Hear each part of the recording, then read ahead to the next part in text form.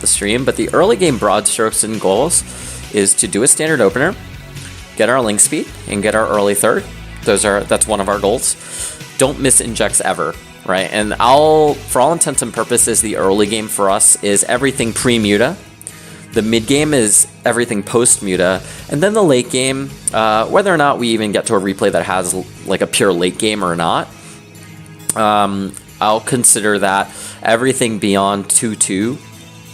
So I'll say Infestation Pit and beyond is our late game here. So our early game, going back to it, is a standard opener, link speed, early third, never missing injects is another goal. Identifying opener, right? And I've really just looked at 2 openers as to what's possible, right? It's either Reaper expand into Hellions or Reaper expand into Marine Medevac. Right? So the Hellion opener is probably more of the standard. The Marine Medevac opener is more of the 2-1-1. The fourth goal that we have here is own as much of the map as possible and counterattack when the opportunity is right. Gas timings are critical. Don't miss link speed, lair, Baneling Nest, Spire. Be really, really sharp. And that's a critical order. So you heard it. I'm going to say it one more time. Is link speed, lair, Baneling Nest, Spire. Lastly, our goal in the early game, and this probably is a goal throughout the course of the game, is don't lose drones. But is most critical in the early game when you're at low drone counts, anywhere from like 30 to 45. And then I'll also go over some of the early game tactics involving identify if our third position is blocked with an SCV or not, overlords and key spots, queen zoning and link positioning to complement, and then drone saving versus the Reaper. I would say these are less of the strategic goals and more of the tactical maneuvers that we might be able to pull in the early game. Does that make sense? So jumping into the game, I realized I had the overlay on before I was talking a little bit, but jumping into the game, we're in a ZVT on Cerulean Fall versus a Masters player named Bathtub. And we'll be breaking down our Lamb and Rice Muta ZVT, so please do enjoy. So, a couple of things I want to talk about. Our first Overlord we send directly across the map. The goal of this Overlord is to identify if they've expanded, right? So if they've taken their natural base. Secondarily, and this is more auxiliary, is to identify if it's a factory with a reactor behind this, or if it's a Marine potentially going into 2-1-1. On some maps, our Overlord can identify it safely. This map, we're not able to due to the flight distance. It's pretty far. So we'll just go ahead and take our expansion here.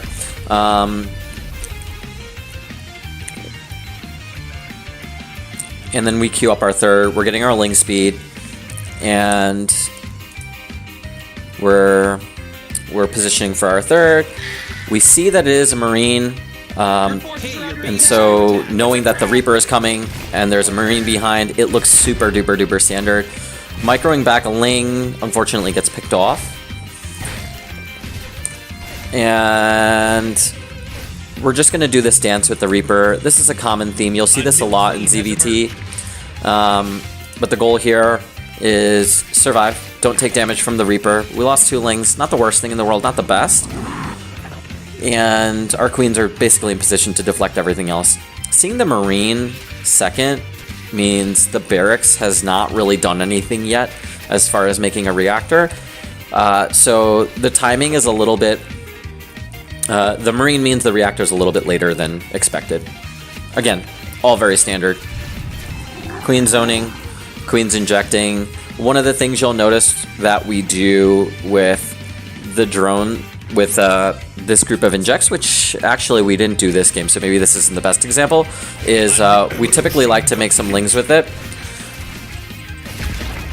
But we're going ahead and droning a bit. Hey, Mr. Joints. It's going good, man. How are you? I hope you had a Merry Christmas. Today we're breaking down the Lamb and Rice ZVT, so I've got 8 replays queued up. We're not going to be grinding games tonight, but we're going to be talking you through how we play ZVT, why we play it a certain way. So I'm going to pause right here. You'll see this in every single game that we play. First 100 gas, Ling speed. At first 100 gas, we remove 2 drones from it. And then when the time to put drones back on gas is just about 100 gas off the 1 drone. Okay. Once we have that second 100 gas, we're basically going to take our lair. It was good. Got myself virtual reality, but don't have the space soon enough. Okay, that's awesome, man. Well, isn't that what virtual reality does? Is you can do things that seem like you have a lot of space. So here we go. We've got a couple of Lings out, and for all intents and purposes, we haven't actually identified if it's the Hellion opener or if it is the 2-1-1 opener. So we're playing a little bit in the dark, and that's okay. Okay, so the Lings go ahead and poke. It's just 6 of them. If we see Hellions as part of the mix in the early going, it means it's not a 2-1-1. It means map control now is something that we're fighting for. And if I have to give a map control advantage, I give it to the Hellion user in the Ling versus Hellion part of the game. Now, having map control as the Terran player means you can disguise timings, you can hide attacks like a Banshee or a Liberator, and you can hide the number of units that you're bringing forward. Now, because I say 60-40, what that means is the Hellions don't see everything in the map, but it means they're the ones who are able to control space a little bit better. And so if we think about who's on the back foot, probably it's the Zerg in this scenario. But the reason we have a 40% is because we have Lings that represent a threat to the Terran, and we have Overlords that can see if and when the unit composition of the Terran move out. So we haven't totally rescinded it, but we need to be the ones to be safe. So if we see Hellions, we know Hellbats are certainly a possibility. Get our Baneling Nest en route to our lair. So first 100 gas is Ling speed, second 100 gas is lair, next 50 gas is for a Baneling Nest.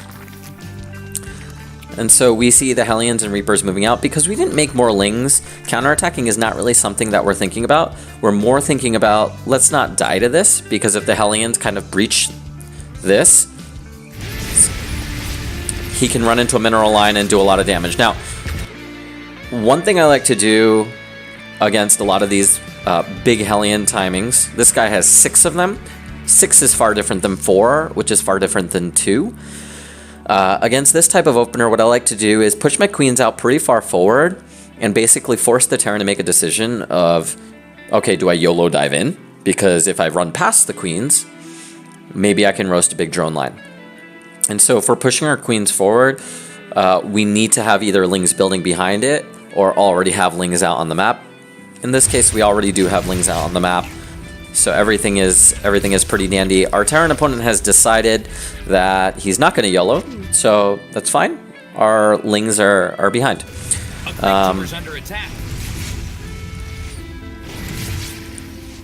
Hellions are going to just be dancing a little bit back and forth. Why did I make those Banelings there? A couple of reasons. 1, there's 6 Hellions. It's a lot. 2, when Hellions are non-committal about YOLOing and diving mineral lines, there's a chance, and it's a pretty decent chance, that they're trying to save up for when the armory is done. It's not the case this game, but because it's possible, we need to make Banelings. Dealing with the Liberator is just part of our process here. Try not to lose too many drones or queens against it. You need to micro pretty well. So resaturating, moving our queens around.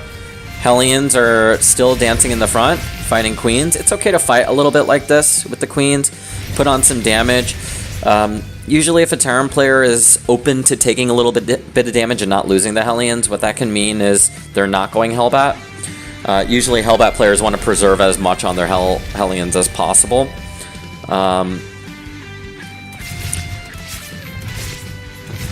So I think he's debating looking for mineral lines. Unfortunate that our drones popped right there, but we managed to get most of them out.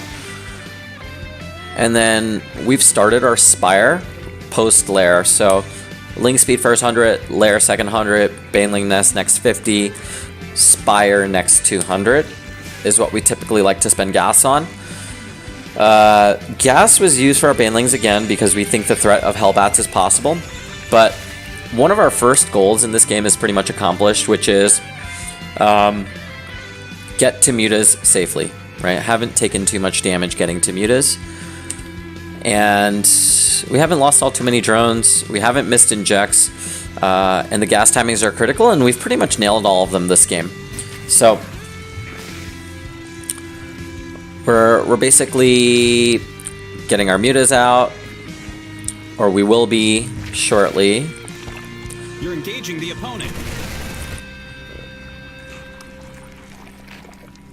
We're queuing up Baneling speed, or we queued it up before we actually did the Mutaplop because we saw a lot of the army that he had up front, which is Marines and tanks, and you're going to need Baneling speed against that. So, things that are happening. We know that with these 5 Mutas, the first thing we want to deflect is going to be that Liberator. That represents a pretty big threat to us right now. And then we want to make sure we're not going to die to any possible push that's coming out. So Muta's going ahead and taking care of the Liberator.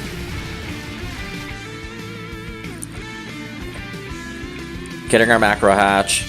And now that we've entered this part of the game, hey Raiden, what's up dude? Happy holidays, I hope you had a good one. We're going over our build order and our strategic thought process for ZVT today. So I've got a bunch of replays queued up so that we can walk through how I view ZVT, reasons why I do things. Now that we have our Mutas out, they represent map control for us. And map control, again, is not like a you either have it or you don't. I'd like to view it more as like a what percentage would you say you're on, and if you have the advantage, let's say we have a 60-40 map control advantage, then what does that enable for us? Does that put our opponent on the back foot? If they're on the back foot, what are the things that they can do? You made gold 3 today, dude. That's awesome. Congrats. You're gaining on me one step at a time. One step at a time, man.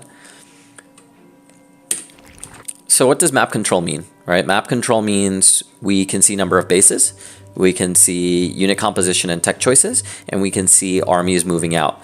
Typically, when you have map control at this stage in the game as the Zerg, what that means is you probably lose in a straight-up fight. So how do we take advantage of map control to get ahead in the game so that we don't lose a straight-up fight?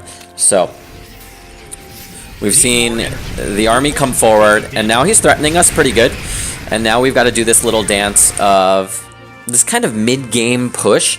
And so we haven't seen the full army, but what we can assume is there's at least 2 tanks. We saw them earlier. And then a handful of Marines, maybe Medivacs and Hellions, right? So we've got to produce Lings. We've got to produce a couple of Mutas. And then we have to use our Mutas to cut off reinforcements like this. Don't let him parade push and consolidate his army, because then his army can start to snowball against you. So taking favorable fights is something that we really need to do. And then picking off things that aren't really protected by Marines is also good. So we're trying to pick off this tank. It's really great if we get it, but the main objective here is don't let his Marines get on top of my mineral lines, get on top of my hatcheries, get on top of my queens. That typically spells death for the Zerg in this style. So what we're doing is we're bouncing between the backline of tanks to withdraw some of the Marines from messing with us, and then also when the Marines start to come, picking off reinforcements that may also be coming towards us. So until we have a swell big enough that we can take this army, like you see here, we look to withdraw our Mutas and dance them around. Occupy what looks like, this is a good 10 Marines that aren't able to participate in this fight due to the positioning that our Mutas enabled, right? So that's pretty good. And so it lets these Lings get on top of those tanks, erases those, and then now we fight a little bit of this fragmented army. And now our opponent pretty much has to go home, right? So it's a tight fight for sure that honestly could have went either way depending on control. And so we've made it to a point where supply-wise we're up by a little bit. Our drone count feels pretty healthy. We feel free enough to get our 4th and our 5th. And we do that because we've basically got a clean wipe on the army. There's nothing too serious that can come get us that can prohibit us from doing these greedy things. And this is all due to us having map control, right? Your forces are under attack. So we get the tank there.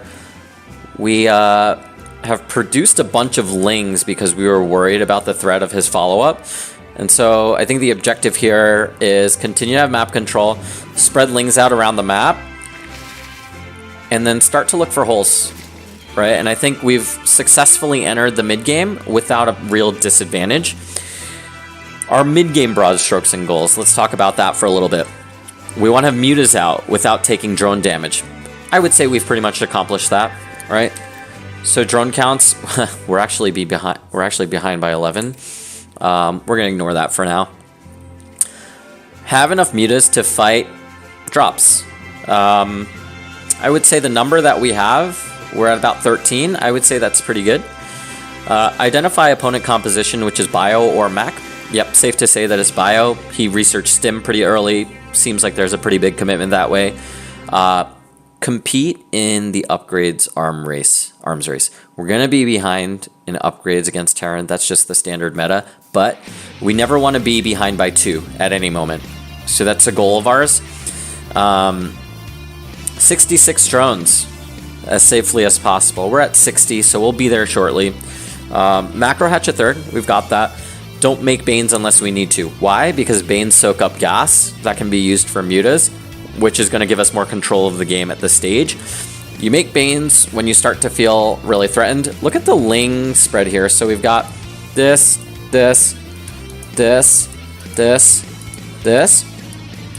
I don't think anything has threatened that they would be like up here.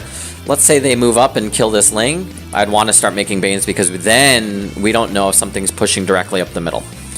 Right now we don't really need to. And then the last goal I typically have in the mid game is control our opponent's army positioning, right? And you do that by using mutas. So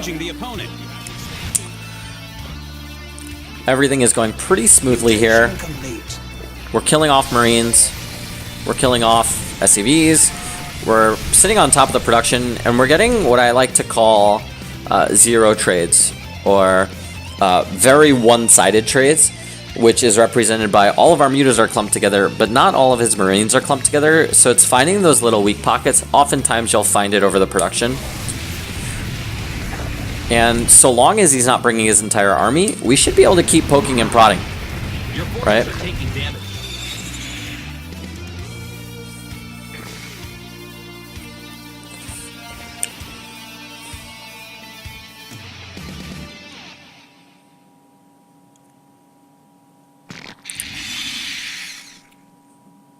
So now what do we know about our opponent? They're going bio. They're on 3 base. He had 1 failed Marine tank attack that basically landed in an even trade, so I wouldn't necessarily call it a failure, but the game has entered this stage again in the game as a pretty even scenario. Again, picking off these supply depots, like, it's not a must, but it's nice. You're under attack. Siege up. We see our stuff getting attacked. We want to know how many Marines is it, what's coming. It looked like too much that we don't want to really take damage from it, and we feel a little bit threatened because things are moving up. A couple of the Marines get split off. We're gonna fight them. Again, that's a zero trade. We're running out. Like, your forces are taking damage. That's we got 5 Marines for free. So we're wringing out and extracting value out of our mutas. And when you can catch things like this, all of these little trades, we start to get ahead. Again, that's a scenario where not everything of his was consolidated. We can pick things off. Again, same deal. Picking off a medevac for free, picking off SCVs, picking off supply depots. Keeping a really close eye. We know he can stim. If he stims, we run away. Got another free supply depot.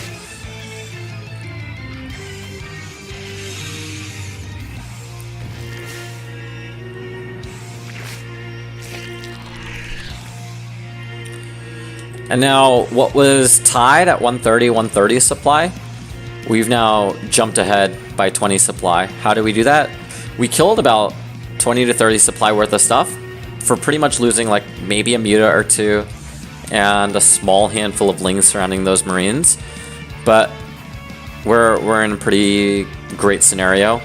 We're getting our 2-2. His 2-2's already done, but we're not down by 2. Right, so we're not behind 3-3 to 1-1. Or 2-0 to 0-0, we're in pretty good shape. So Marines coming out here, they can't get all too far away from the central area of their base. Like Marines always are going to need to be able to bounce between their third, their natural, their main really quickly because the Mutas can go between all of them quicker than they can. It's a little bit of a painful Widowmine hit. No biggie. It only killed one Muta and damaged a bunch of others. And so, what do we do with our second army? We want to make sure we can catch him moving out. And if there's an opportunity like this one where he's not sieged up, we have to jump on it really quickly. So it's snap judgments that we're trying to make here.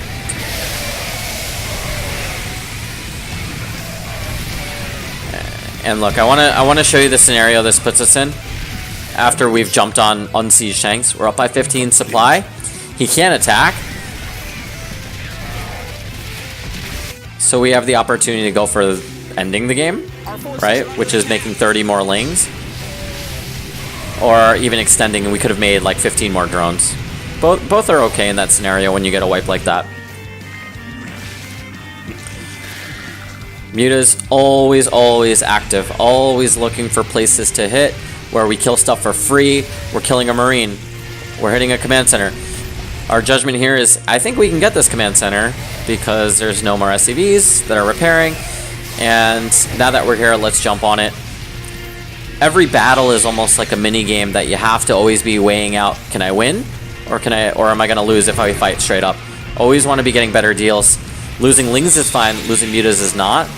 So, managing to kill the command center, bunch of SCVs, the Marines, the Widowmines, some medevacs, and then macroing behind, increasing our Muta cloud. What was basically like 3 or 4 fights in this game that we either went even or we did better in, resulted in a 50 supply lead, and the GG from our opponent.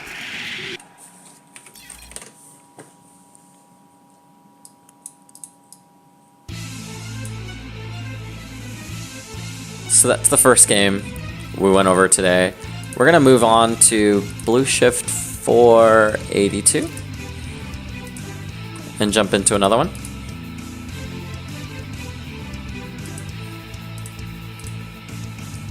And again, I'm gonna do it strictly from the Zerg perspective so I can talk you through what I'm seeing, what I'm thinking, and how I'm reacting. I'm gonna open the production tab here.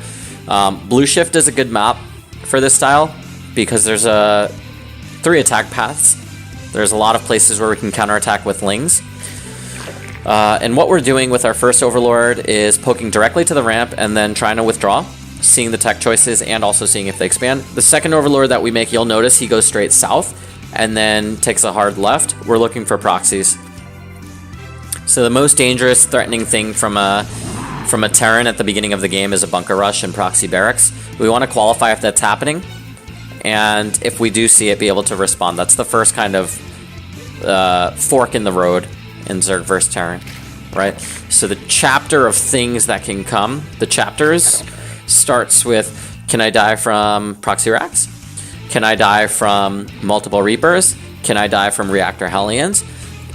Is it 1 base or 2 base? If it's 1 base, how much more accelerated is the next phase of the Terran tech, including Banshees, Liberators, Siege Tanks, Widowmines, really any and all things.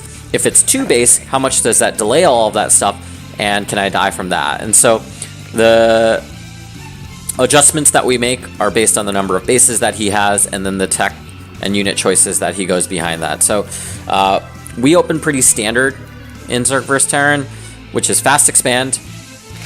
So 17 hatch, 18 gas, 17 pool, and we're just droning. We're just droning. When the pool is done, we're going to make 2 pairs of lings. We're going to take both queens. We're going to start building both of those. We're going to get our ling speed, and then we're going to get our 3rd hatch. All of those things before the 3rd overlord. It's really important to get that 3rd base down without a hitch. So everything seems pretty normal. We don't see the proxy in one of the more popular spots. And we know that our first overlord is going to be pretty safe when he gets to their ramp. So everything is hunky-dory. Again, we're going for that 3rd base quick with this drone. And look, we're going to refer to our overlord in a hot second here.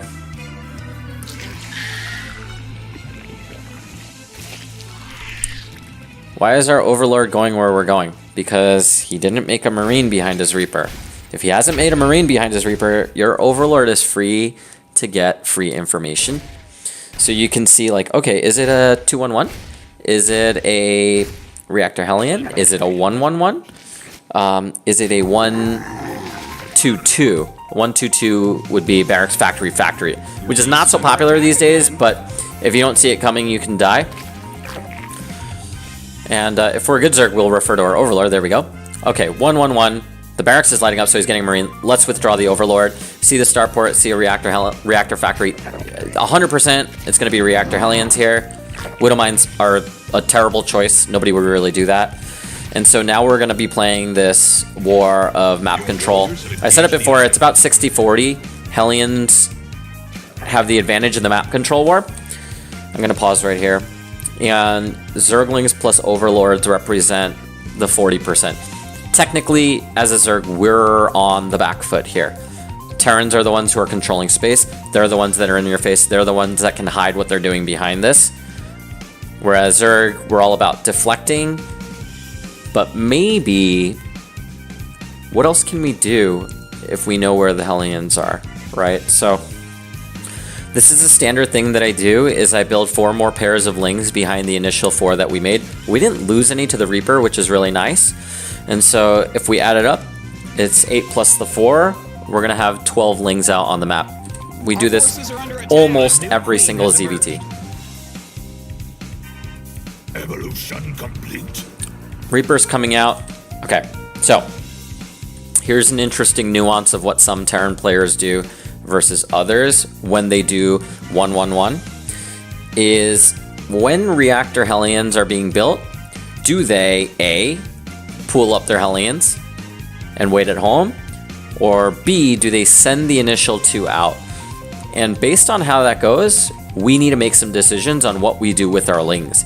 Do we defend against a Reaper and 2 Hellions with lings, or do we think about maybe skirting them and trying to do some damage? Almost always, I'm of the school of thought to skirt them, right? 2 Hellions can't accomplish too much. And Queens can normally kind of zone them out. We've successfully gotten our lings around the Hellions without them taking notice of them. What do we know? We know there's 2 Hellions at our doorstep.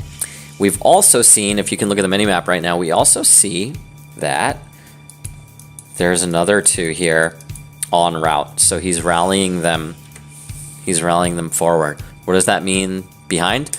It's probably nothing behind. So the goal here is deflect the Hellions with Queens. Be sharp about our gas timing, right? So the first 100 gas is going to be ling speed. Second 100 gas is going to be lair. Next 50 gas is going to be Bingling Nest in the event that we've seen Hellions. The next 200 gas is going to be dedicated towards the Spire. And you'll see this as a common theme in all of our Zerg vs. Terrans. Lings have made it on the map. And look at what we see on the minimap. We see 4 Hellions that are out caught in no man's land. What do we do with our 12 lings? Hey, your base is under attack, man. A little bit of this. Why were we able to get these Hellions? Well, his attention somewhere else. Terran players, the vast majority of them, even at the higher levels, they're not microing Hellions on two fronts. So this is so serendipitous. We get the two Hellions at home, and now he has a decision to make with the Hellions up front. Do I push them into my base? Do I push them into the Zerg base to get some damage, or do I bring them home, which takes friggin' forever to clear out these lings? So a little bit of micro happening here. We're fighting. We're saturating gas. We should be taking a Baneling Nest. You're engaging the opponent. Our Baneling Nest is a little bit late, but what we've accomplished feels pretty good. And look, we're controlling where the Hellions go. Your forces are We're just taking controlling damage. them. Please, please, please. Okay. Before I make that point, Liberator on the way. We've caught it with our Overlord. It's a you won't always see it every game. In the event that you do see it, you need to know that you're going to be microing queens. So moving queens into like good positions, and then thinking about what we're doing with the lings that we're creating. So microing against this guy. Your drones are under attack. The decision that we made with our lings is we're going across the map. We see a third base. We can probably get the cancel, right? There's not going to be much at home to be able to stop that. And then we're going to use our queens to defend against both the Liberators and the Hellions. Okay, everything there went pretty smoothly. Resaturating, and we're going to take our Spire. All the meanwhile, we're counterattacking with a bunch of these lings. Canceling that base is so nice. It's so nice. And then look at all this lost mining time. This is unfortunate. He doesn't even have his wall blocked. So that's a nice kind of outcome for us. Our forces are under attack. We're on 3 gas up until we start our Spire. Once we start the Spire, we take our 4th. You're engaging the opponent. So this style is really meant to own the tempo, and that's a common theme in Mutiling Bane, is you want to own the tempo and the course of the game. And we most certainly have it. 12 more drones on the way. Why? Because there's nothing that can threaten us right now. Right? He has 1 Hellion and 1 Marine. We're in great shape. Look at the worker count, 46 to 30. All because instead of being super greedy and getting a bunch of drones, we made some lings because, again, like we want to be the one owning the tempo and the pace, forcing our opponent to respond to us rather than only responding to our opponent. Like a lot of folks think Zerg is the only one that has to respond. No, it's not really true. We can make the Terran respond. So, again, going back to one of the early game goals. Or I guess this is more of a mid-game goal / early game goal. It's probably the last early game goal, first mid-game goal is get to Muta safely. I think it's safe to say we've done that. 7 queued up. Nothing that's happening that can really mess with us. Haven't lost too many drones. We've lost 6 to his 17. And now I would say we've successfully entered the mid-game. And now we're all things Muta, we're all things drone. We're gonna start taking a 4th base as well.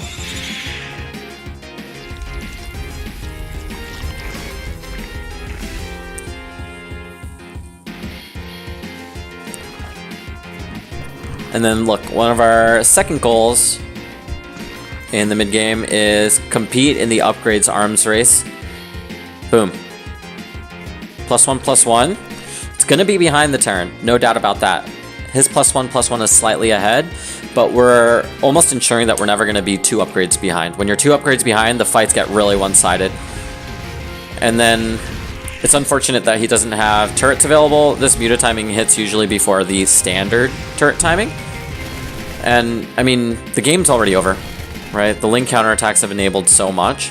And in a lot of ways, you can just kind of auto-win some games. We can't, like, YOLO and just attack him. Like, our win condition is now becoming more...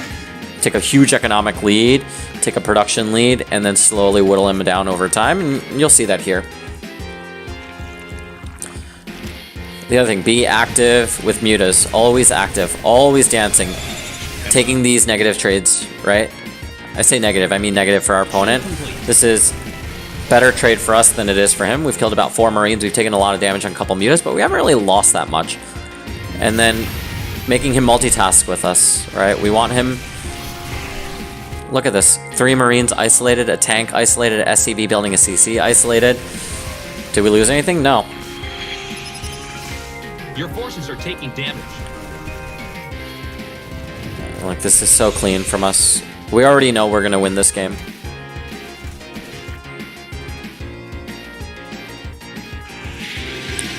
Active, active. When you attack with your mutas, your attention should be 100% on them. When you withdraw and when you back up, that's when you inject, inject, inject, produce, take base, saturate, get your upgrades, get your tech. But when you're attacking with your mutas, almost 99% of the time, you want to be watching them like a hawk, because flying them directly into Widow Mines, Marines is game ending. Look, getting damage for free. Why do we make those Banes? We see the Marine count, and in our mind it's, what if he pushes out with everything he has right now? Will we be able to hold? If the answer is no, then you need to make Banes preemptively. If the answer is yes, you delay it. And look, 4 Marines, isolated with a tank, getting free Marines. He stims getting another tank. And look, the supply lead that was once 50 is now 70. And you can see how the lead is starting to snowball here because of our activity. That field's been mined out. What else does our activity do for us? It prevents him from getting his third safely. It keeps him uncomfortable. We're getting a lot of these add-ons for free, and I think if there's any Terran players in chat, you guys know how uncomfortable that is. Competing in the upgrade arms race, we're right there with him, starting 2-2 just as he's starting 2-2. Likely there's not going to be a fight happening where he has an upgrade lead on us.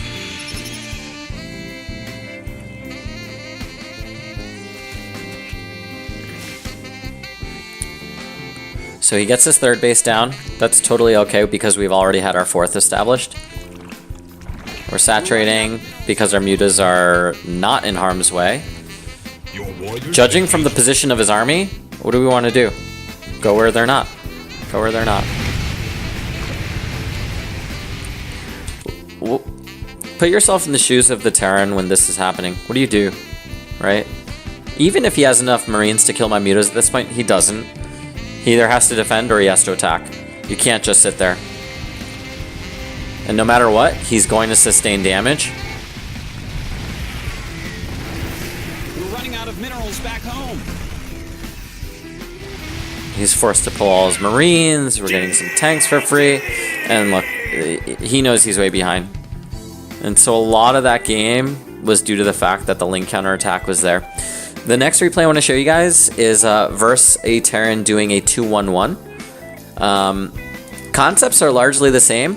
A couple of little different things that we do versus the 2-1-1. What we do with our lings. The more queens we put into production. And all of this again with the goal of getting to mutas safely. So we'll just zoom through a little bit of the early game real quick to start to see until where things deviate.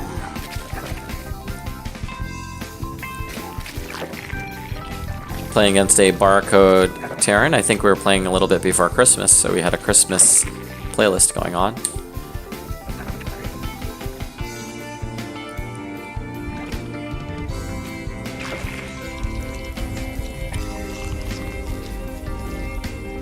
Overlord qualifies, he's expanded. That means we take our third. If we don't see a CC there, instead of the third, we throw down a spine in our nat because he might be all-inning us. Try not to lose units to the Reaper.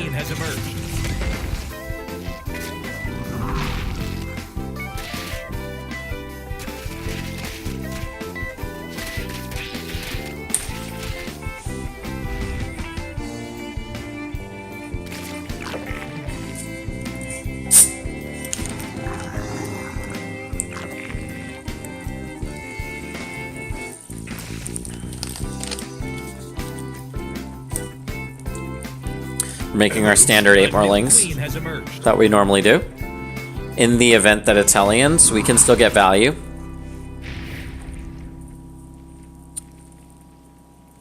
But we need to identify what it is that his composition is, right? Our Overlord doesn't see anything up there. So to this point, we're still in the dark, still blindly doing our build. We have a strong belief that our build is stable, it's solid. But still, we should try to figure out what unit comp it is because our reactions are going to start to look different. Okay, 5 Marines at the ramp. You have that many, it can mean 2 things. It can mean it's 2-1-1, which is 95% likely. The 5% of he's hitting a 2 base timing with Marines and things like Hellbats or Widowmines, Medivacs, Liberators, some weird combination of that is also possible. Our build covers both of those. So, second 100 gas has gone into a lair. We're skipping, and this is important, we're skipping the Baneling Nest here with our second 50 gas because of the strong inclination that it is 2-1-1. When 2-1-1, look, we're spreading out our lings. Look at the minimap. Why are we spreading out our lings? Because we want to know where, in fact, those Marines and Medivacs are going to be coming from. Right? And so behind this, we're droning. We're getting a couple more queens than we're used to. 1 extra in our nat, 1 extra in our third.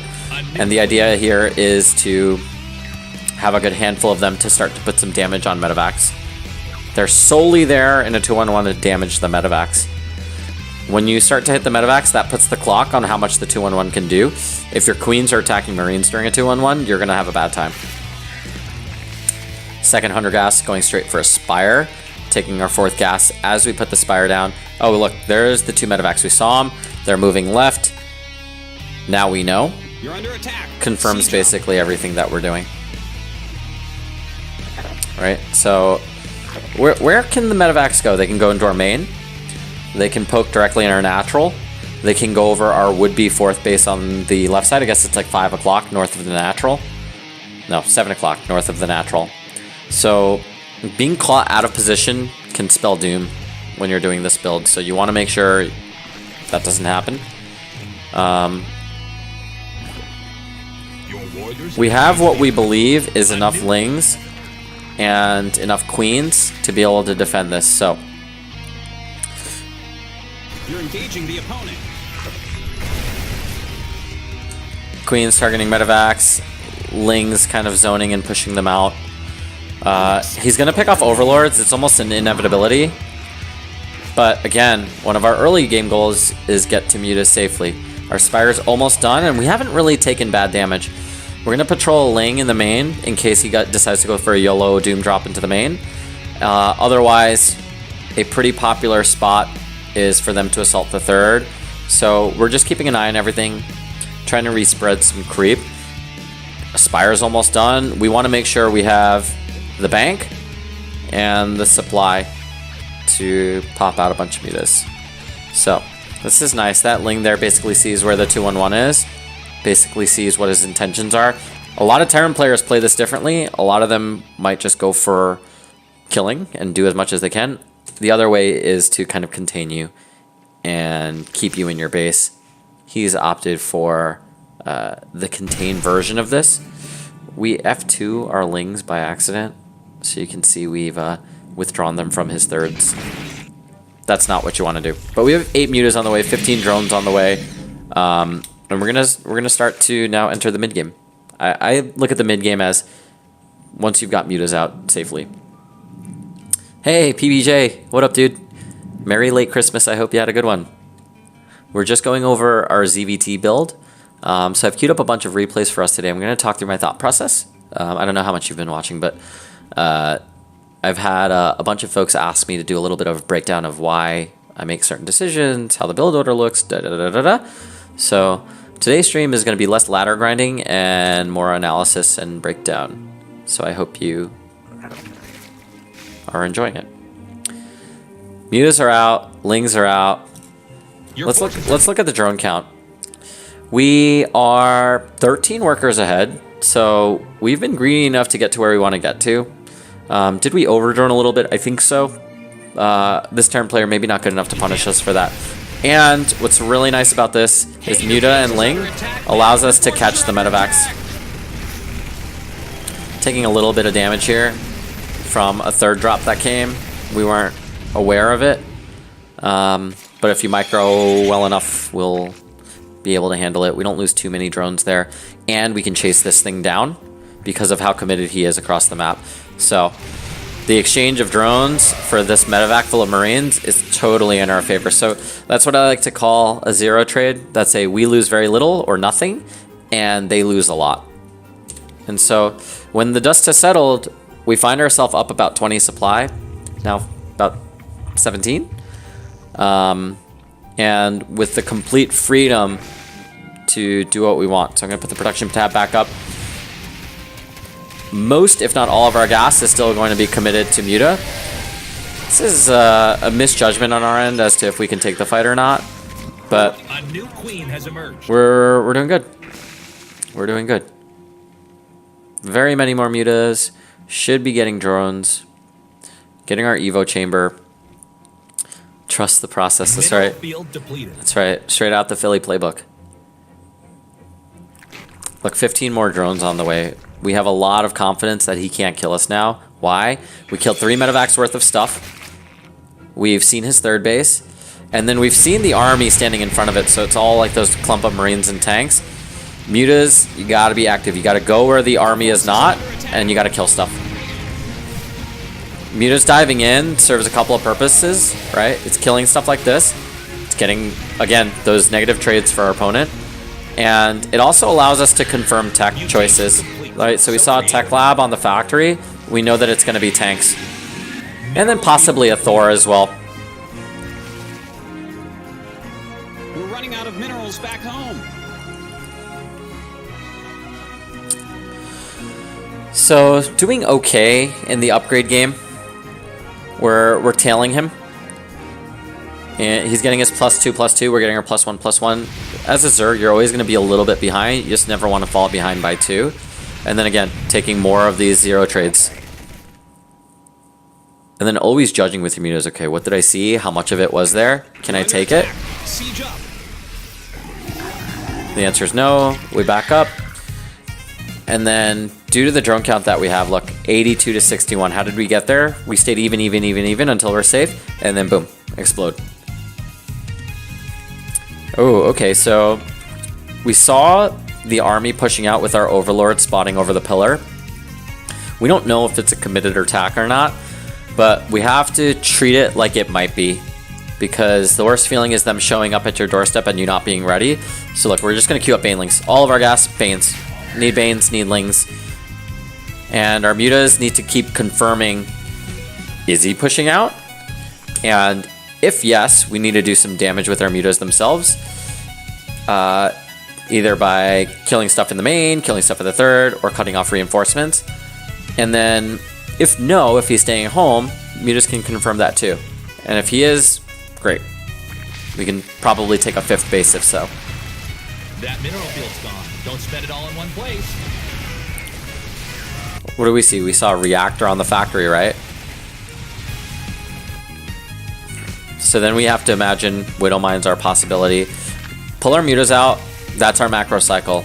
The macro cycle is active with mutas, poke and prod.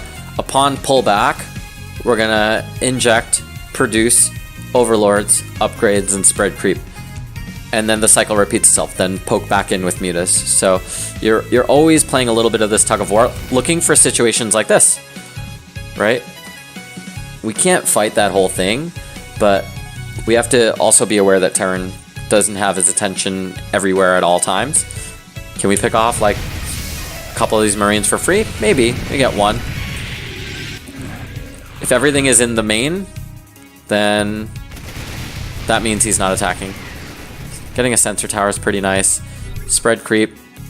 Spread creep. Mutas have poked out. Inject.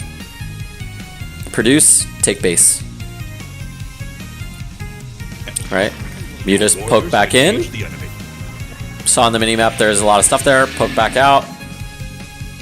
And now look, we find ourselves about even supply, but with a 2,000 bang, which means we can probably take a fight on his side and then remax so he can't kill us on the counterattack. So that's the thought. What we're trying here on the right is a cute little tactic. What we're trying here in the middle is a cute little tactic. These aren't integral to the strategy, but these are ways that we can take big leads. Burrow Banes. He scans it, so we'll kind of just back that up. Again, Muta's controlling the position of the army. Right, he could easily be pushing out here, and it could be kind of a scary situation. So we want to be controlling him. Our mutas You're engaging the are like a magnet for where a Terran wants to put his army, or parts of his army, enough parts to be able to ward the mutas off. Right? The banelings on the right don't accomplish anything. It's a little bit of a bummer. His Marines have kind of knocked on the doorstep, so yeah, we need to be prepared. These banelings, if anything, they might be a little bit late, but we should be producing all lings here. And then confirm. Use your mutas. Figure out what his intentions are. We know he's on 3 base. Okay, there we go. We see a Thor. Kill the bunker. That's kind of nice. How did we get up 20 supply with nothing really happening? Well, we had a big drone lead. We have 5 bases against his 3.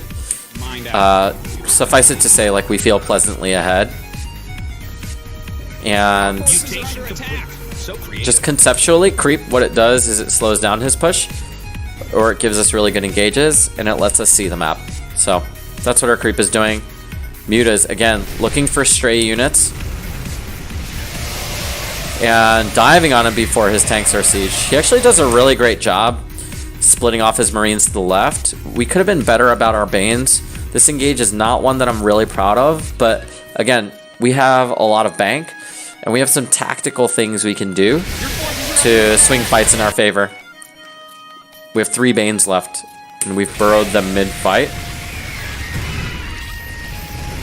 And we can do stuff like that.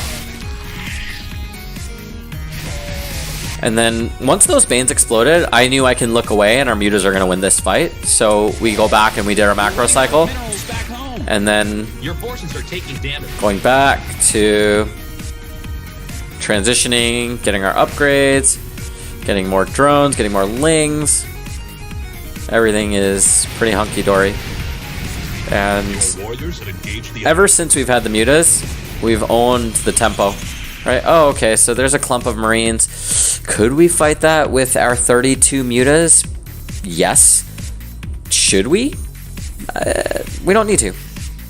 But what can we do is we can control their positioning and take an even better fight. So wait for the lings to draw the initial fire, and then use mutas to get even more value.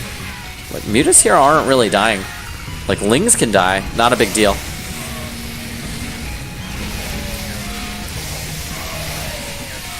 And pushing in, pushing in.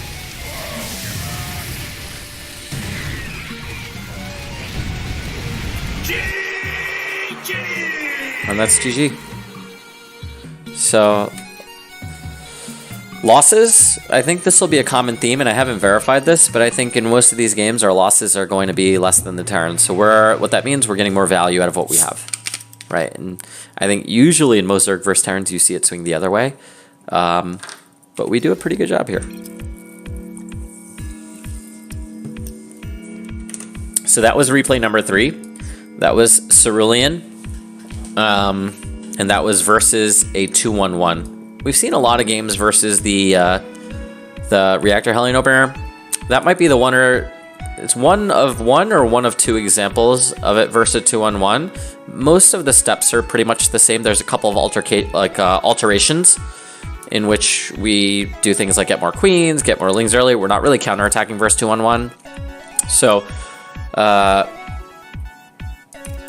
want you guys to keep note of that. So the next one we're gonna go to is Blue Shift 486. And I hope you guys appreciate, I've been putting in a couple hours of work just prepping for this stream, so it's very unlike just winging it and playing a bunch of ladder games. I'm really excited to share the ZVT with you guys. I think it's a style that's pretty dead. A lot of people don't do it, but I think it still works pretty well. So jumping into this game, Blue Shift, we'll go ahead and go to my perspective. We'll go to 4x speed here for at least the initial portion.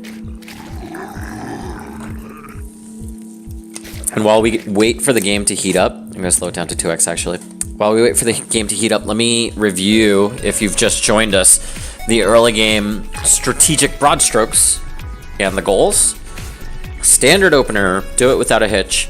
Ling speed, early third, queens, etc. Don't miss injects ever. They're way more critical in the early game than in the mid game and the late game. Identify the opener that our opponent's doing as early as possible.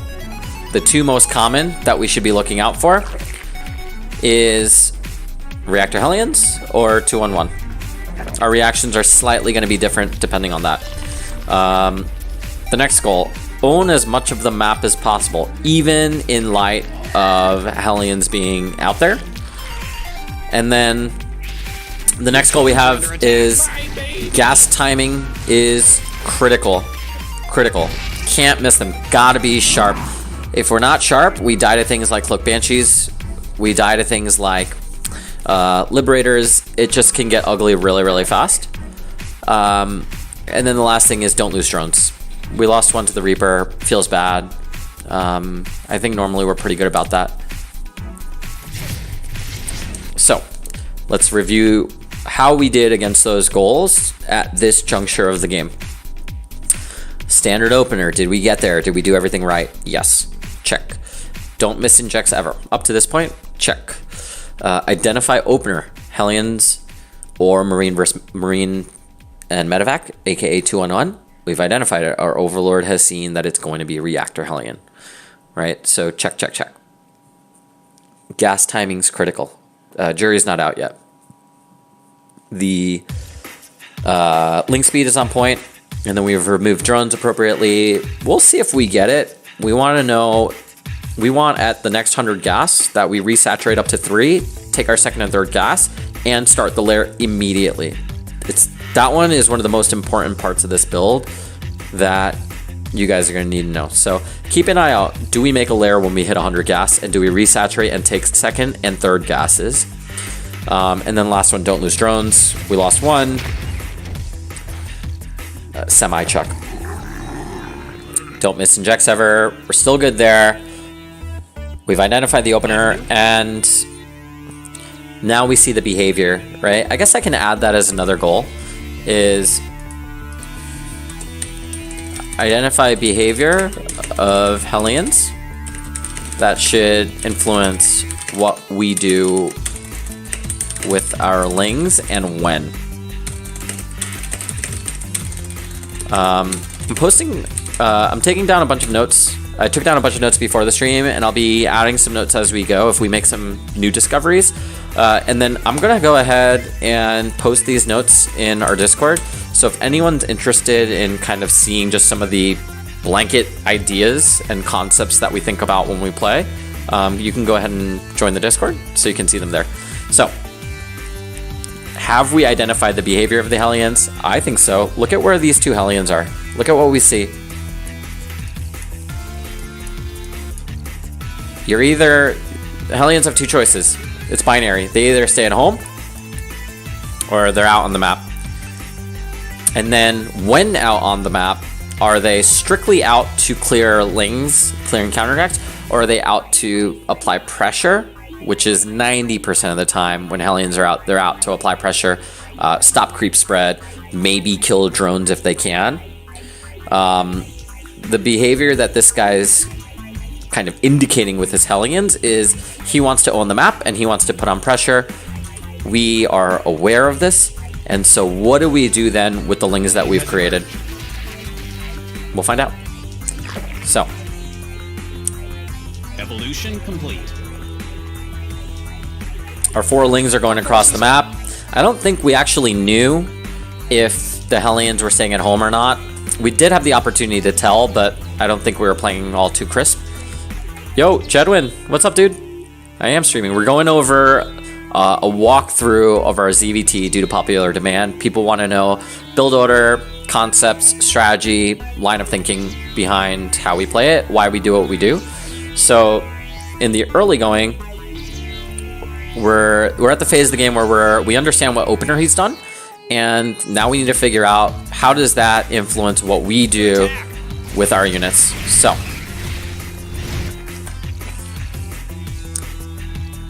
the first 4 lings unfortunately met an unfortunate end. We're seeing Hellion stream across the map, so he's parading them. Boom, what's up, dude? 1 out of 15 games I see Hellions doing Hellion races on the map. Still not sure if it's aggressive or not. A lot. We'll see that as a common theme in these replays, so keep watching. You'll start to see some stuff. So, do we want to fight Hellions? There's 4 of them out right now. Do we want to fight Hellions? 4 Hellions with 8 Lings off creep? Definitely not. Definitely not. Do we want to fight that many Hellions on creep with Lings and Queens? Sure, that's an option. Or do we want to use our Lings to do something else? I'm of the ilk to say let's counterattack with them. And the map control balance in Hellion versus Ling, I'm saying is 60-40. 60% Hellions own it, 40% Zerg owns it. The reason Zerg has 40% is Hellions can't be everywhere.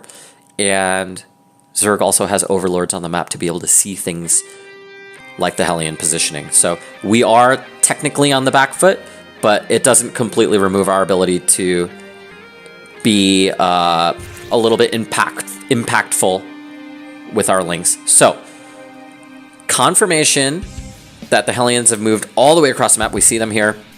And in true backstab, in the true spirit of backstabbing as Zerg, our 8 Lings, you can see where they are in the minimap. If you can't, I'll bring you there. We've gone headfirst to dive into the Terran because, look, Terran players who make Hellions and parade them across the map, the only thing they can use to defend are the Hellions are producing. And this guy's lucky, honestly, because had he been already transitioning to like barracks, 3rd CC, barracks, eBay, he would literally have nothing and he would just die right here. In any case, this guy is doing a decent job of producing more Hellions. You usually don't want to stop at 4. I think 6 to 8 is a better number for Terran. And so what have we accomplished here? We've forced the Terran to make decisions about what to do with the Hellions that are across the map. We've put pressure on him onto his SCV line. And lastly, and the third point here is we make his attention split in 2 places. What's better at 1Aing, Lings or Hellions? Lings. So in cases where there's fights on 2 sides of the map, I think in this early game scenario, Zerg has an advantage. And if we can create that scenario consciously, which is what we've done, we have the attention advantage. In a game with a lot of imperfections like StarCraft, being able to gear more of your attention into places where you have an advantage, you want to set yourself up for those scenarios. So, what happens here? Our Lings, we're kind of confirming that they're doing stuff. Great. Remember, let's go back to our early game goal. Add 100 gas. Have we taken our lair? We're only 2 trips from the drone and the extractor off of perfectly getting the lair. So, boom.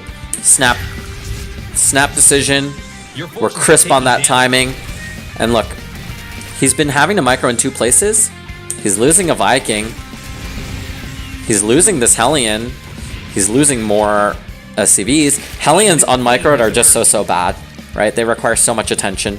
And we forced a decision out of him on what to do with the Hellions that were at my doorstep. His decision, albeit I think it was the incorrect one, is to go home and make sure he doesn't fully die.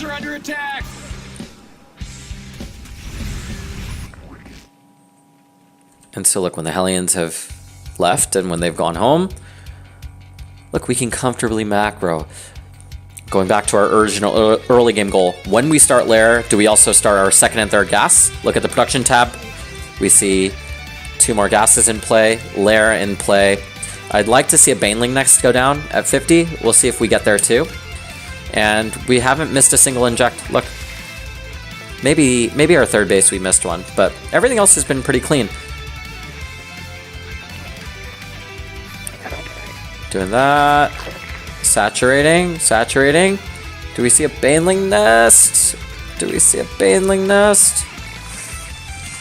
Come on, Lamb and Rice, don't make yourself look bad.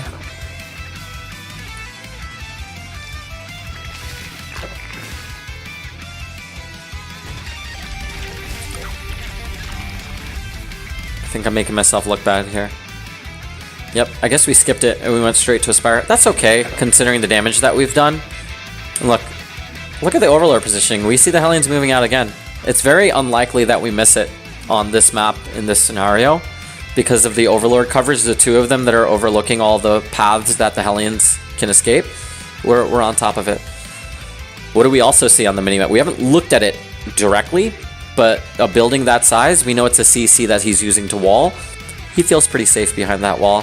Hellions are going to come out. Let's let the Hellions get pretty far across the map. They're like just beyond his third base. Counterattack. Lib coming, not a big deal. A creep tumor's under attack. And look, cancel that third, right back into the mineral line. Couple of lings into the main. Microing against the Lib. Couple of queens are going to die to those Hellions. Your base is under attack. Look, another Hellion that can't be microed. Goes down at the ramp. Ling's there. Look at the, hang on, look at the supply count. Just due to like 2 or 3 counterattacks, we're ahead by 23. Sure, our third is getting pressured. Even if we lose this, which I think we do this game, we haven't lost drones, and we've safely made it to Spire, and we've put immense pressure on our opponent. Our forces are under attack. So, things I would say are going decent. Decent. We lose a third, we take a third.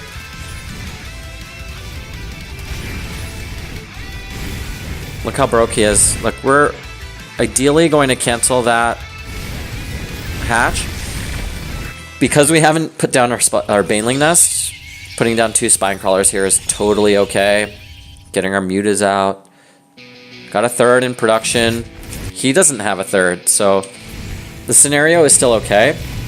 We're producing Mutas, hitting a little bit of a food block, trying to survive some of these drones, and looking to clean things up with the spines, with the Mutas, and we're losing a lot of drones. This is not ideal. What's been good for us is going back to another one of the early game goals of don't miss an inject. We haven't been negligent about it, and because of the bank that we've, I guess, gotten because we've been mostly Ling, we can re-drone this, right? We can re-drone this. This is the power of Zerg. We're going to queue up 6 more, and look, like the scenario is so one-sided. Look at the supply. We get the GG. Mutas are out. He's definitely not going to have anything for Mutas back at home.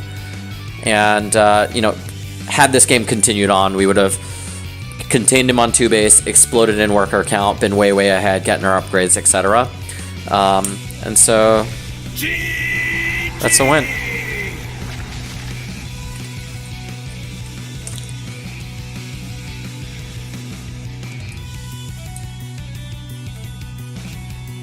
That is a win. I'm going to look for the next one, which is Parasite 123, this one. Before I jump into that, I'm going to use the restroom real quick. Been drinking a lot of water today, so I'll be right back.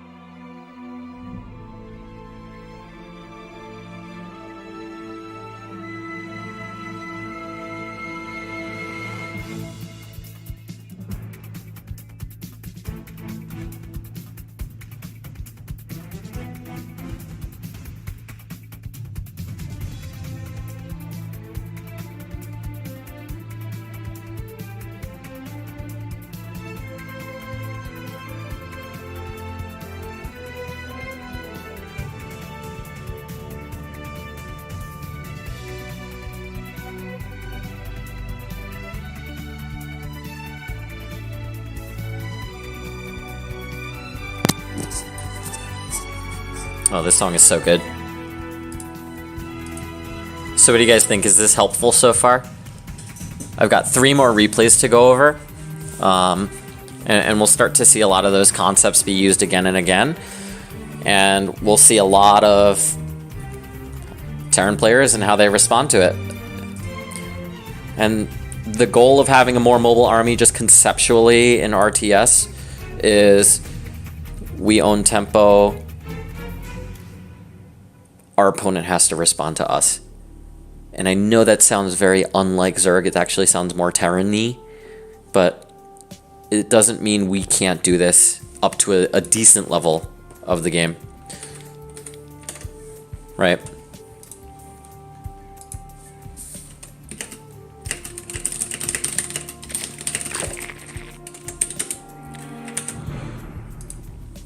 So, here we are on Parasite. Let me give you guys the production tab.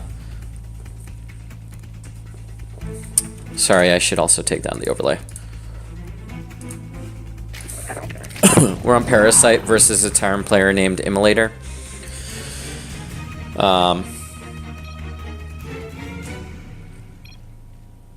Let me 2x this so we can kind of go through this a little bit quicker. And please do, if you have questions as we go along, if you want me to pause or rewind or ask a specific question or even a broad one, I encourage it. I want to make this as comprehensive of a replay analysis as possible, and your interaction helps a ton.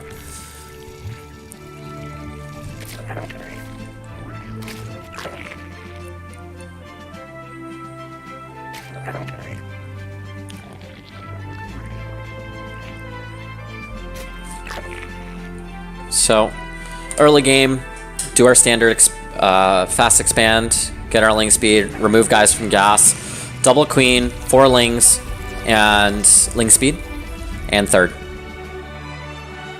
Easy peasy. So, first checkbox done, assuming we get this third down.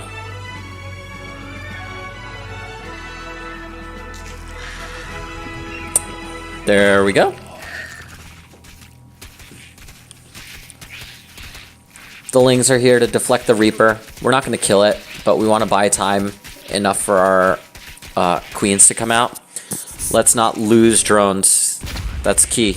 That's key. A new queen has emerged. Microing back one of the hurtlings. Everything's good. Should stream the SSB tournament. Maybe. We're trying to stay on brandalism. Dude, I wish you could make it.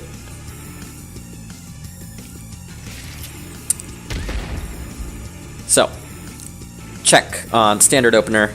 Doing it all. Don't miss injects ever. We're on pace right now.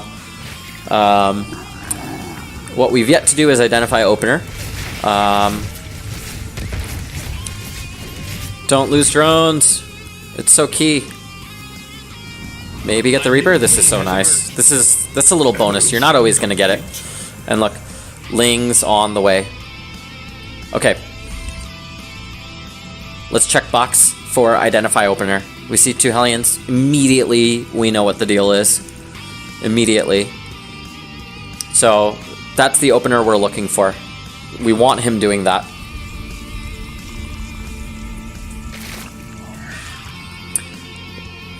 The next goal, or I guess these are all kind of concurrent, is gas timing's critical.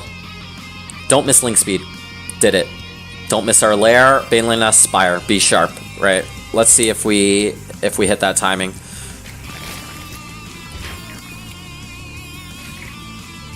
And we don't have the minerals for it yet. Boom. Lair. I would say that's not the sharpest, but it's okay sharp. And now, knowing that there are Hellions out, we want to look for the behavior of the Hellions, and then we want to make decisions with our lings. We don't see them anymore with our Overlord, and so we're making a judgment call here to dive some lings in. A couple first ones are there to poke ahead. Okay, look, there's no Hellions to meet us. And now that we're getting the alert on the south side at 6 o'clock, we have full reign to do what we want with all of those lings that we produced, this is the map control component of the game that I'm talking about, is just because they have Hellions doesn't mean all your lings need to stay at home. So, now we're fighting on two fronts. South side, buying time with queens, poking them away. And then on the north side, getting as much done with the lings as possible. We could cancel the third. We can dive into the mineral line. We can do a little bit of both. Look at this. This is really, really good for us because those are four Hellions that aren't doing anything but tickling the queen, while the queen is putting on permanent damage onto the Hellions. So I would say on the south side, we're net. It's pretty good for us. On the north side, we're coming out way positive because of this. And we can even keep this open so you can see, oh look, one of the byproducts of fighting on two fronts is you get unmicroed Hellions. Right? And look at the damage. Look at the damage. And when we're on his side of the map and that's where the action's taking place, we can do the things like macroing behind. Look at the supply already. We're up by 16. We've killed 9 workers. We've queued up 10 drones that, quite frankly, can get it out safely. And then look, the worker count, we're up by 8 with 10 more coming. So potentially up 18. I'd say that's pretty good. All because there's like a artificial feeling of safety and security, or a false sense of security, I should say. Just because Terran has Hellions out, they think, oh, I own the pace, I own the tempo. Right. Your forces are taking damage. What do we see? We see the Hellions moving out. What do we do with our lings? We take a nice little dive, and then behind this, we produce lings to help out at home. So now we'll be fighting on two fronts again. No third base. That's fine. Fighting on two fronts again. Lings are already in his natural. And we've got 3 queens poking away at Hellions and 8 lings queued up in production to be able to fight this. These 7 Hellions are not going to accomplish much. This is just a little minor tactic. I don't want to give them the alert yet that they're fighting on the south, so I get my queens as close as possible before allowing them to fire off. That way you can maybe get a little bit more damage, get more kills. And then target firing. So splitting up some of the lings here. Look, we're fighting on two fronts. The 7 Hellions on our side of the map is now 3. And we lost 1 queen. And on the other side, we've killed a bunch of SCVs. We're killing these unmicroed Hellions. Still getting more SCVs. Able to drone freely because there's nothing that he's making that can threaten us. We've killed 17 SCVs. The game is pretty over. And our timings, going back to the early game goals, our timings have been pretty sharp. Spire on route, Baneling Nest on route, double Evo chamber. Everything is just smooth. Smooth.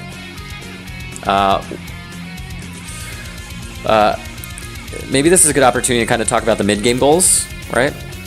Get mutas out without taking drone damage. Check. 0 drones killed. Have enough mutas to fight an 8 or 16 Marine Hellion, 8 or 16 Marine drop. Not as much of an importance in this game because he doesn't even have that yet. Identify opponent composition. I don't think we've actually done that yet. Compete in the upgrades race. We're beautiful, right? Because our Evo chambers are already en route and his armory is still building. He's going back, by the way. 66 drones as safely as possible, aka 3 base saturation. We're at 49 with 7 more on the way. Does that make 56? So we're 10 shy of that entire mid-game goal, but I think we should probably revise that to be like be ahead worker count by the end of the map control dance. And then don't make Banes unless we have to. We don't even have a Baneling Nest, so we're great.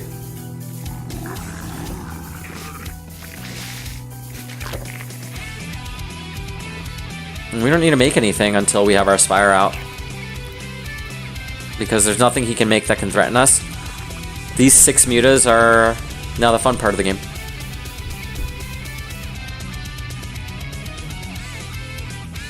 trying to get our +1/+1. There it is.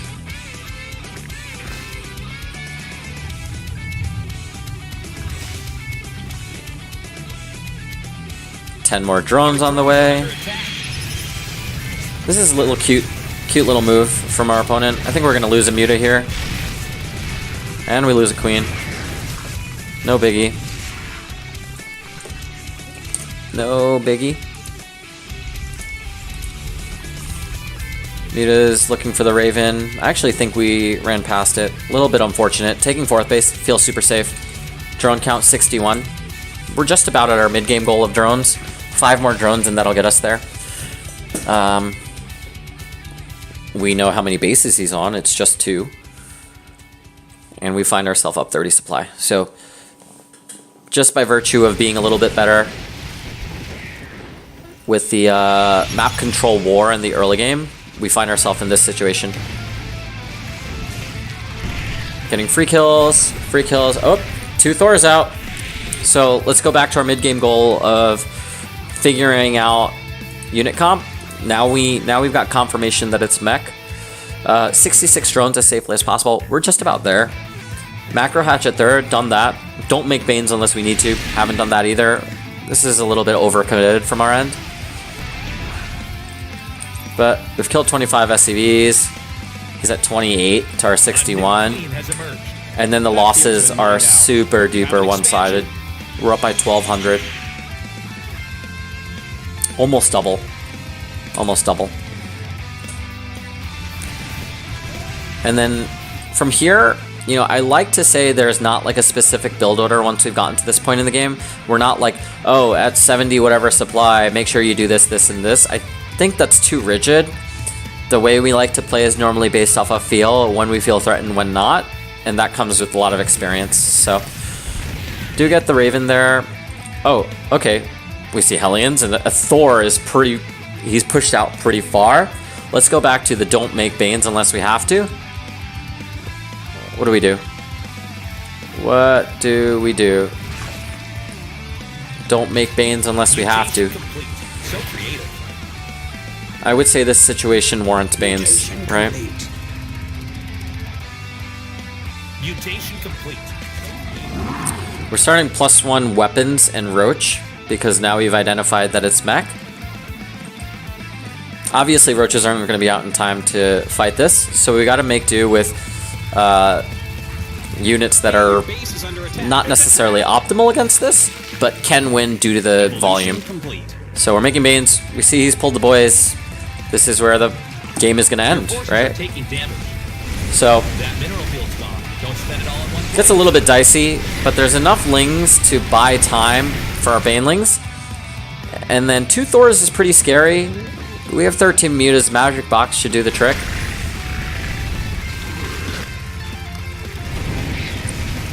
The Banes we don't want crashing on Thors. Obviously, Magic Boxing. For those of you who don't know what Magic Box is, it's when you move command your Mutas over top the Thors, and then you hit stop or hold position. And they won't like fly to a spot and clump together. And when they don't clump together, the Thors aren't able to do their splash damage. And you get scenarios like this, where Mutas kill Thors, and to our players GG. So, there was never a 3rd in place. He decided I just got to all in off of what I have.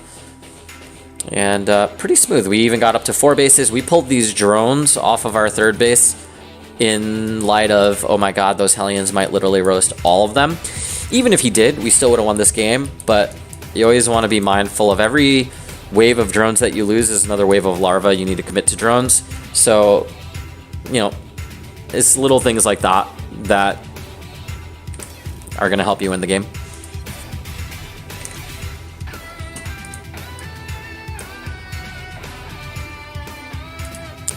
So guys, if you are just joining the stream, we are on replay number 7 of 8, and we're going over our Zerg vs Terran strategy.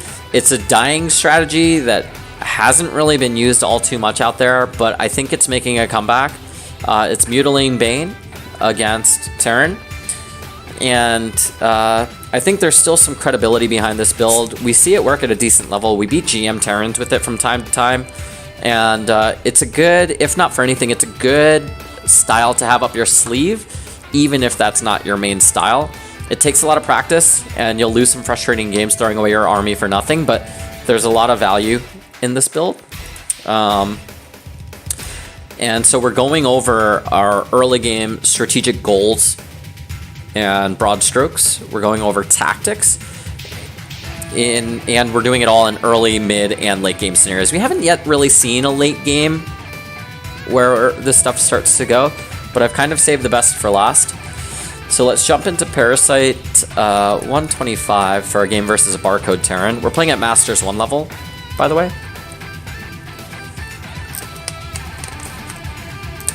And hopefully, if you've been watching since the beginning of the stream, you'll start to see the theme of how we like to play.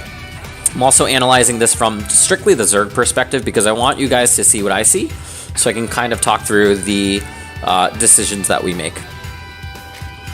And as always, please, if you guys have any questions as we're analyzing this, I'm happy to pause, I'm happy to rewind, and I'm happy to talk you through why I make certain decisions, because I think the whole part of replay analysis and learning from it is the ability to interact, and I want to help you guys understand why I might feel threatened or why I'm making a decision, because you say, hey, every time I do this, this and this happens, and I'll say, you know, here's why it works in this particular scenario versus what you're familiar with.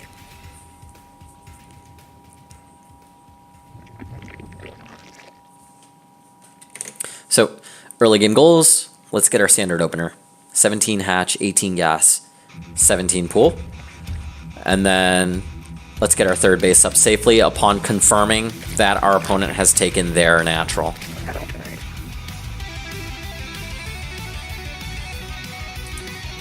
You guys having fun? I hope this is equally fun and educational for you guys. We're doing a little bit of a different stream today. Normally it's a ladder grind. We're doing a little bit different one today because of folks who have been asking about the ZVT. I think that's a big reason why people actually enjoy watching the stream, is seeing the this build and seeing how it performs versus Terran. And I think Zerg players appreciate when we actually own the tempo and when we're the ones bothering Terran instead of being bothered the whole game. And playing whack-a-mole, let's make them play whack-a-mole. And the game's a lot more fun when you're the one bringing the fight to your opponent. So, have we nailed our opener? I think so. Right, we're pulling 2 guys off of gas, just at about 100. 2 queens, 4 lings, ling speed, third base. Right, 4 lings in the mix, ling speed, 2 queens, it's all there. Posturing for our third. This map, we actually don't confirm the nat by the time our third goes down. I still want to start it without seeing the nat. If we don't see it, we'll just cancel and eat the loss. Not a big deal. Our first lings obviously are going to stay home to deflect the initial presumed Reaper. Okay, we've seen the natural, don't need to cancel our third. Reaper comes in, don't lose drones. It's a big goal. Hopefully we don't lose lings as well. Microing some lings back. New queen has emerged. Okay, we lose 1 ling, queen's out. Immediate starting a third queen, and then we use this queen and our nat to zone out. Your base, you know. Everything's pretty normal. The next goal that we have is figuring out what opener he's doing. The 2 possibilities that are most common are Reactor Hellions, and then 2-on-1 into Marine Medevac. That's going to be an important part of figuring out, of determining what we do with our lings here. No, okay, so we haven't seen the Reaper. He could literally be anywhere. What are the most dangerous places for the Reaper to really bother us? In our nat or main.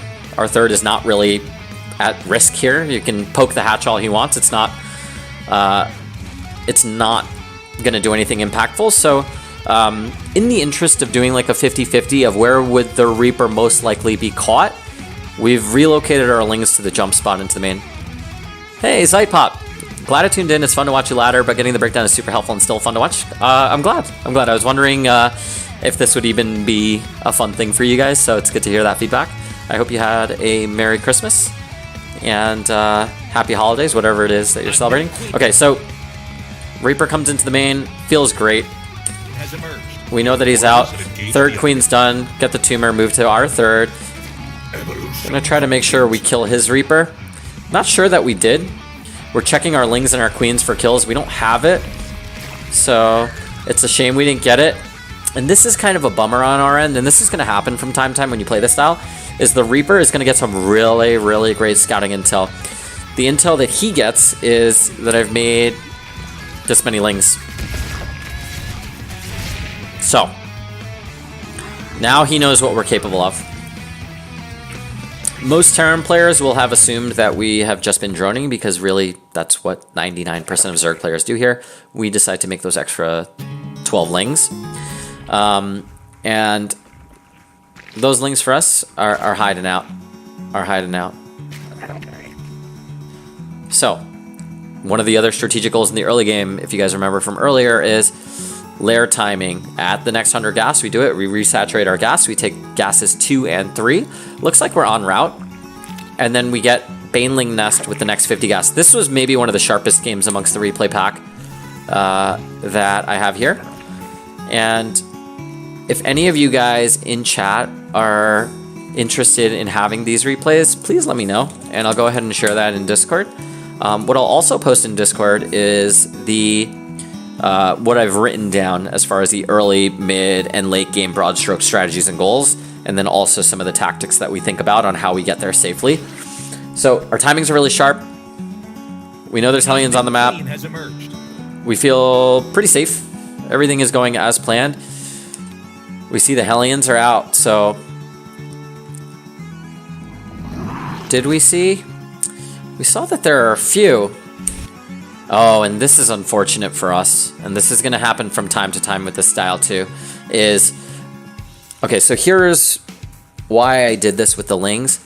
I didn't see them with our spotting Overlord. Like, this guy didn't see the Hellions. He saw maybe one poking out here. But the assumption from our end, and this is a gamble, a little bit of a risk, was that we thought the Hellions were probably around here or here, based on the fact that we didn't see them here. Right? So, unfortunate decision of what we did with our Lings, but we gain a really valuable piece of information here when we've sacked about, I don't know, might have been like 12 Lings or so. Okay. We see 2 Marauders. We see something being researched on the barracks. And we see 6 Hellions. And we see a starport. Tell me in chat before I go on with the rest of this replay. I'll give you guys like a good 10 or 15 seconds to think about it. Tell me in chat what you think our Terran opponent is doing.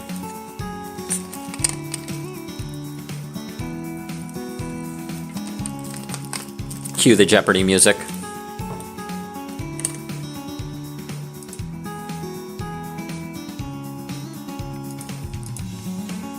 No takers? No takers? Well, we know, because we've responded in a certain way, and we'll be doing the necessary things at home. Slow Shells and the Hellbat says can't stop me. You're a smart man. You're a smart man.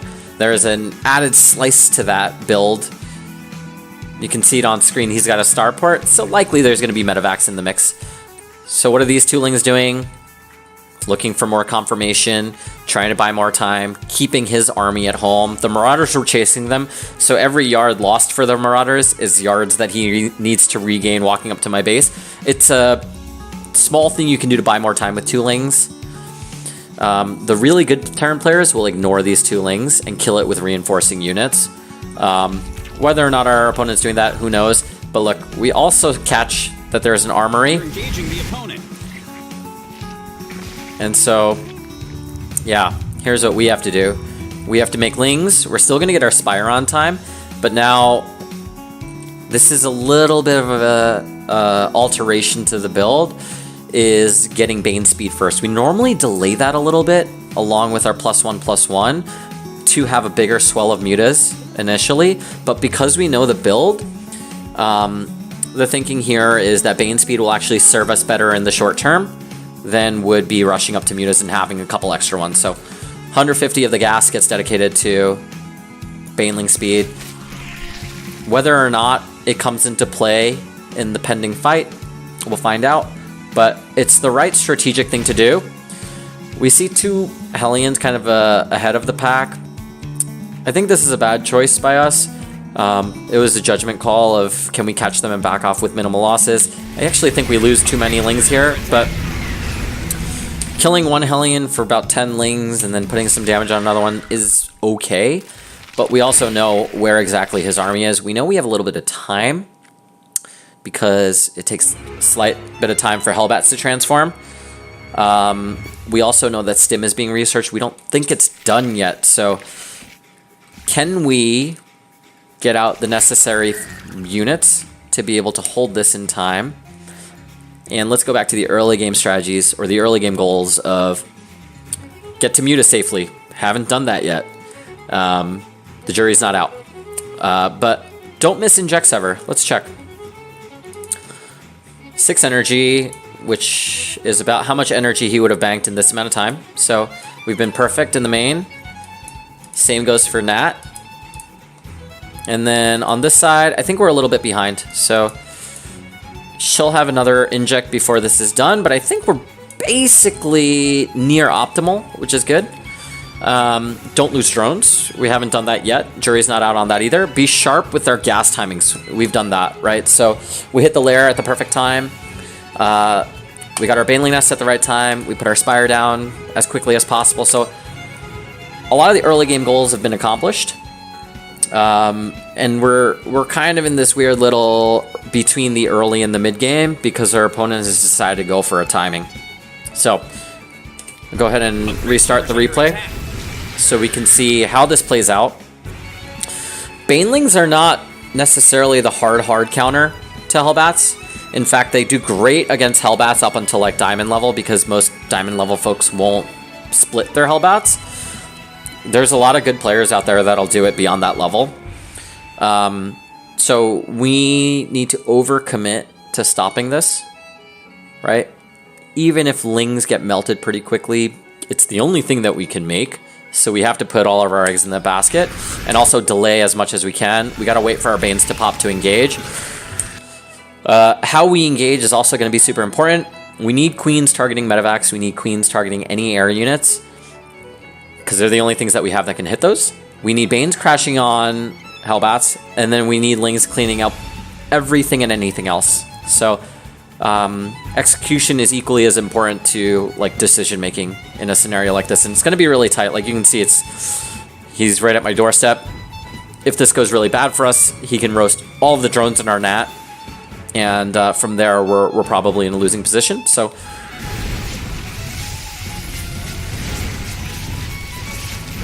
trying to crash the Banelings on the right way. I don't think that went perfect, but thankfully enough Queens here to clean up the rest. Hellbats get cleaned up by the remaining Banes and manage to deflect the reinforcing Liberator. So remember that early game goal of get to Muta safely. I think based on how that went, we've gotten there at the cost of having an equal drone count. Again, I think that's okay. And we can't lose stuff to this guy. So it's important that we micro away from it. He kills 2 workers. Totally fine. Totally fine. Drone counts are just about even. Which I think the layman might think, oh, that means Terran's ahead because they have mules, which is right, which is correct in some circumstance. But what needs to also be factored in is the fact that Zerg can explode in drone counts. So if we decided to make like 15 drones all at once, it puts us way ahead. So look, and just like that, we're getting a bunch of drones. We've gotten our Mutas out safely. Mutas give us the ability to deflect things like Liberators, like Hellbats, Medivacs, without taking any losses. So that's what I like to call a zero trade, where we lose 0 and they lose a bunch of stuff. I guess it's more of like a massacre. But when you go for Mutas in a heavy mobility style, you want to create as many of those opportunities as possible. So, deflecting Hellion. We're losing a couple of drones over at our third. We've lost 9. Not the greatest. So we're behind by 8 workers, but now we've now re-accomplished map control. And then the losses, look, we're pretty close. We're pretty close. So In no way, shape, or form do I think we're behind. If not for anything, I actually think we're ahead. Because now, guess what? You went for a timing. You didn't kill me. Your build has some flaws. And we've gotten back into the game. Now we have map control. Now we make decisions and we put you on the back foot. It's a really tough spot to be in for a Terran player. So, what do these mutas accomplish? A handful of things. One is confirm base count, right? So we've flown over the presumed third, don't see one there. Could have taken the other third, but based on the fact that he went for the timing, I don't assume that he has it. We're also going to confirm unit comp. So is it a dedication to bio or is it mech? And then the third thing, and this is auxiliary, and this is there's two more things. The third thing, which is auxiliary, is killing stuff, right? These mutas are not designed to end the game. I think at a lot of lower levels, they might end the game. Some folks might not have anti-air prepared. They might not have been macroing or getting turrets, whatever. If that's the case, great. We'll take the win. But more importantly, it's the fourth thing that they accomplish is control the position of your opponent. Control where their army is going and what they need to do. That's what we need to do with these mutas. So, oh look, our Terran opponent has a turret. He's defended right. We pick off an SCV. Confirming unit comp. Okay, Marines with combat shield. We know he has stim. 99%. This guy's going bio. Feels great. He's going bio. What do? We get +1/+1 for melee. Had he been going mech, I would have started a Roach Warren, gotten +1 attack and +1 carapace, and we would be changing gears to Roach. So, the muta's doing what they're doing. We're making Banes because we feel slightly unsafe. Your warriors have engaged the enemy. I don't think we actually needed the Banes, but we're doing it. Mutas have also confirmed they have that third base. So, we have safely entered the mid-game, and this is a position that I feel especially comfortable in. He has his third, he can't attack me, I'm putting up my fourth base. And we harass. Let's control the position of our Terran opponent. Let's control the position of our Terran opponent, right? We don't know where his army is right now, but safe to say, because he got his third base, his army size is not going to be big enough to push all the way across the map and kill me. Because I'm always asking myself as a Zerg player, if he pushes, do I die? If he pushes, do I die? And right now the answer is no, because the presumed size of his army is not going to be big enough at this juncture to kill me. And if I do see him pushing across the map, I just dedicate all of my larva and all my resources to Ling Bane, and I just wipe it. So, both players in this game recognize that we don't have enough to kill our opponent, and that's what you call a macro game, right? Because we can't kill our opponent safely. We're both, in a way, forced to just macro from this position. And look, mutas, always be active, always be active. This is... So, I'm going to talk to you a little bit about what we're thinking here. We've got a pack of Banelings on this side of the map. This is 6 of them. And we've got 10 Lings and 8 Mutas on this side of the map. This is not going to kill him. This is not even going to kill anything here. But the tactic that we're trying to do is get his attention on this side. And if these Banelings can create value here, that might make a free win for us. So, again, this is a byproduct of us owning tempo. Your forces are We can pull stunts like this. So, we know he has to keep stuff at home to defend. And look, these Banelings are able to create value. That can't happen if we're the ones on the back foot. Something like this will never ever happen if we're the ones on the back foot. Terran players at this level are too good to ever let that happen. So, we have to create that opportunity by owning map control. And then, secondary to that, doing a multi-prong. Drawing his attention in one place, and then hitting him in another. The Lings and the Mutas are not meant to really do damage on where we were going. Another thing that gets accomplished here, okay, so now we see the complement for Marines. We see 4 Widow Mines on the way, or that are already out. We need to know that we have to deal with that. So, after that Baneling hit, we've given ourselves a nice comfortable lead. 20 workers killed from our end, up 16 drones. So, feels good. Hitting injects, taking our 4th, starting to saturate. And then look, now he's pushing. That whole question of, do I die, do I die, do I die? If he pushes, we are answering it. By the way, we're at 66 drones, which is the number of drones that represents 3 full base saturated. Perfect position for us to be in. That's exactly where we want to be at this juncture in the game. And, you know, if you 1A into a bunch of Widow Mines, you can die. So now there becomes an execution component that we're trying to make sure we don't flub, right? How do we engage with Ling Bane? Can we catch them unburrowed on creep? If yes, great. If no, then we have to throw slices of Ling Bane at it and use mutas to kind of zone things out and kill reinforcements. So the creep is nice here. It shows us that the attack is coming and also slows him down. If you attack too aggressively onto creep, things get separated like this. And we get free Widow Mine kills, like so. 2 Widow Mines for free. It's a 0 trade for us. And then now these Lings that go in is not a mistake. Like, we want to trigger the Widow Mines. So we were able to do that. And then look, in production, we've got 32 more Lings on the way, +1/+1 about to finish. And 3 of his Widow Mines have been triggered for the cost of maybe 14, 15 Lings. So, good position. Mutation complete. Mineral field depleted. Mutas can stand and fight Marines when Banelings are rolling in, right? So, what the Banelings force the Marines to do is not fight unified. They've got to split. It's, you know, it's been shown to us since Marine King Prime back in the day that Marines have to split against Banes. That's just where the game is today. And so your mutas can fight heads up against this. And then on top of that, once you've cleaned it up, man, there's going to be 4 medevacs that we have the opportunity to get. And when you wipe 4 more medevacs, you feel really, really good. Really, really, really good. Unacceptable command. And look, behind this, you get a wipe, you make a round of drones. You get your upgrades, +2 air, +2 weapons, +2 armor. You saturate that 4th base. What I'd also like to see us do is get an infestation pit and start to make our transition. We'll see if we're playing sharp.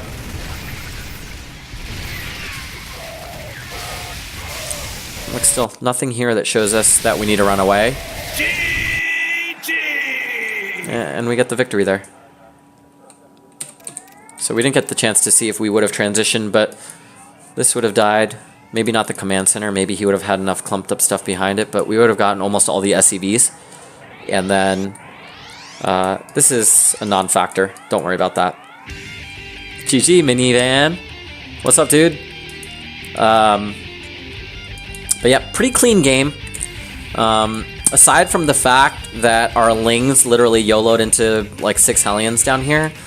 But the silver lining in doing that is identifying that we were getting 2 base all-in. So you always got to, you know, the cogs always has to be turning of identifying unit comp, identifying 3rd base or no, and then figuring out what's our response.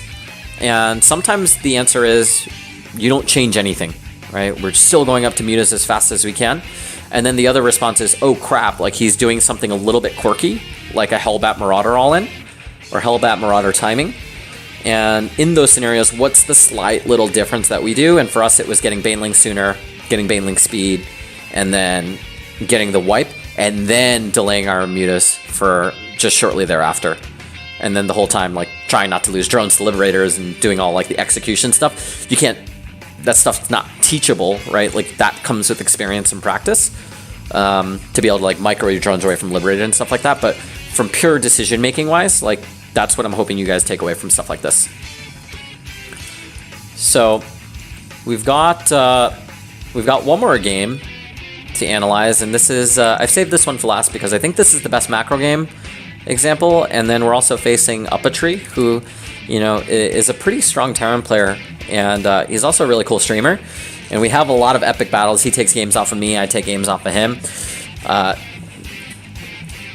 And his behavior with Hellions is slightly different than I think what we see from a lot of our previous Terran opponents. So I'm gonna have this up at 2x speed so that we can kind of jump into the unfolding of the early game.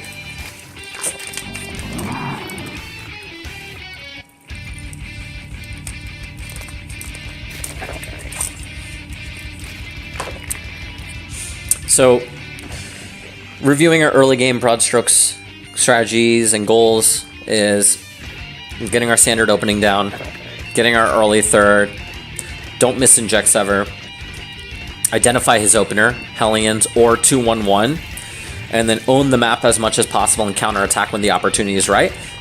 Get the gas timings on point. Be critical about that. Don't miss Ling Speed, Lair, Baneling Nest, Inspire. Be sharp. Try to be as exact as possible. Don't lose drones. And identify the behavior of the Hellions, right? And that's going to differ from player to player. And judging from the behavior of our Terran opponent with his Hellions tells us what to do with our Lings and our Queens. So, standard opener, Ling Speed, 2 Queens, 4 Lings, third base, nailed it. I think unless we're feeling especially bad, we normally don't mess that up. Our drones are under attack. The whole don't lose drones part, I think we kind of flubbed that because we forgot the fact that the Reaper can go into the main, so we actually lost a drone there. Feels bad. I think we just lost 2. Ugh. So that's an X on that goal. I don't like losing that many. That's like I would say that's a big mistake at this level. But we'll continue to see how this game unfolds because it's not game-ending damage. Ooh, almost lose a third one. Almost lose the third one again. A new queen has emerged. And again, I'm going to be doing these replays from my perspective because I want to talk you through decisions I make with information that I have, as opposed to showing everything and then being like, look, he made this, and so I made this. We're so smart. Ha ha ha ha ha. Like, I don't want to analyze replays like that. Like, if we're casting, it's a totally different story, but I would say this is more analysis than it is casting. So, going back to don't miss our gas timings. Lair, nailed it. We started it exactly at 100 gas. Getting our second and third gases here. There's 1, there's 2. And then at the next 50 gas, we want to be taking our Baneling Nest. So I guess this is more of like the build order component of what we do.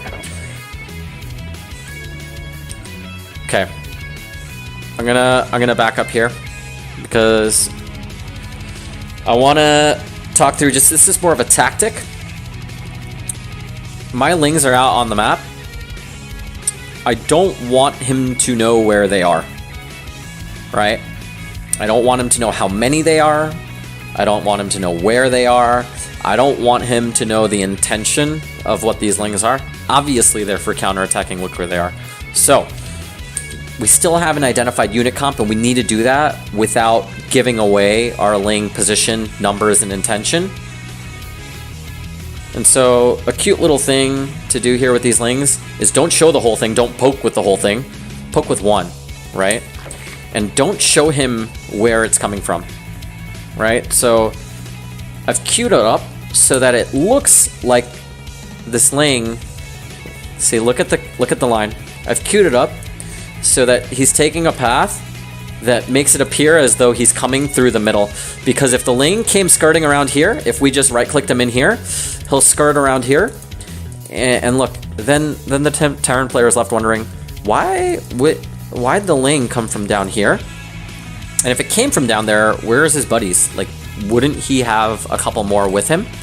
So, by doing this, we're hiding the numbers, we're hiding our intentions, and then we're hiding our positioning. And I think these are some of the little things you need to do to be successful with your Lings, and give your Lings every opportunity to be good. Going back to gas timings, Baneling Nest at the next 50. So Ling Speed first 100, Lair second 100, Baneling Nest third batch of gas, so next 50. new. Okay, so here's what we just found out. Third base is down, so we're not getting all in. If we're not getting all in, it opens the door for us to go up to mutas pretty safely. So the next thing that we want that Ling to accomplish is figuring out unit comp. Don't know unit comp. Oh, we see a Viking. That means he's gone 1-1-1. Viking shows up at this part of the game a little after 4 minutes. 100% 1-1-1. And when you've seen the Viking, you can assume that there's a factory behind it, and along with the factory, likely it would have had a reactor, and he's going reactor Hellions. I think these guys will continue to confirm. Confirms that it's multiple Hellions, so it's definitely off a reactor. And we've now also confirmed the position of the Hellions. They're at home, so my Lings can't go in there right now. If I YOLO a bunch of Lings into a choke this big, they get roasted. So we're going to try to be smart with our Lings. And we've managed to hide our intentions and our numbers. So everything is going as planned. I wouldn't say we have an advantage, but I would say we are at a good neutral ground. We're a little bit supply blocked. We're going to ignore that. But look, this is something that I think is a fact that we've played each other a bunch of times. He knows that I do this, so he's pretty cautious with his Hellions against me. What he's doing with his Hellions is looking for Lings. He's skirting around the thirds. You can see him. Oh. And this is unfortunate for us, and this is going to happen from time to time playing the strategy, because remember when I said Hellions have two things they can do? They can either go out and put pressure on you, or they can stay home and protect their SCV line. Here's the third thing that we haven't seen yet up until this replay, is they can dance around a little bit looking for stuff like this. And this is, I think, a product of his playstyle, of being pretty safe, which is a good thing. And then secondly, his knowledge of how we play, because we played each other a bunch of times. Where what he's doing suffers is had I not made any extra Lings and only been greedily and unstably droning at home, this is less effective versus that. For all intents and purposes, the game continues, and now we've rescinded map control. It was 60-40 in his favor at this moment, has now probably become 80-20 or 90-10, because now we don't have any Lings on the map. Your forces are under attack. So, game continues. We're still going up to our Spire. Once we throw the Spire down, we want to get a fourth gas. I hope we throw that down. I hope we throw down a fourth gas.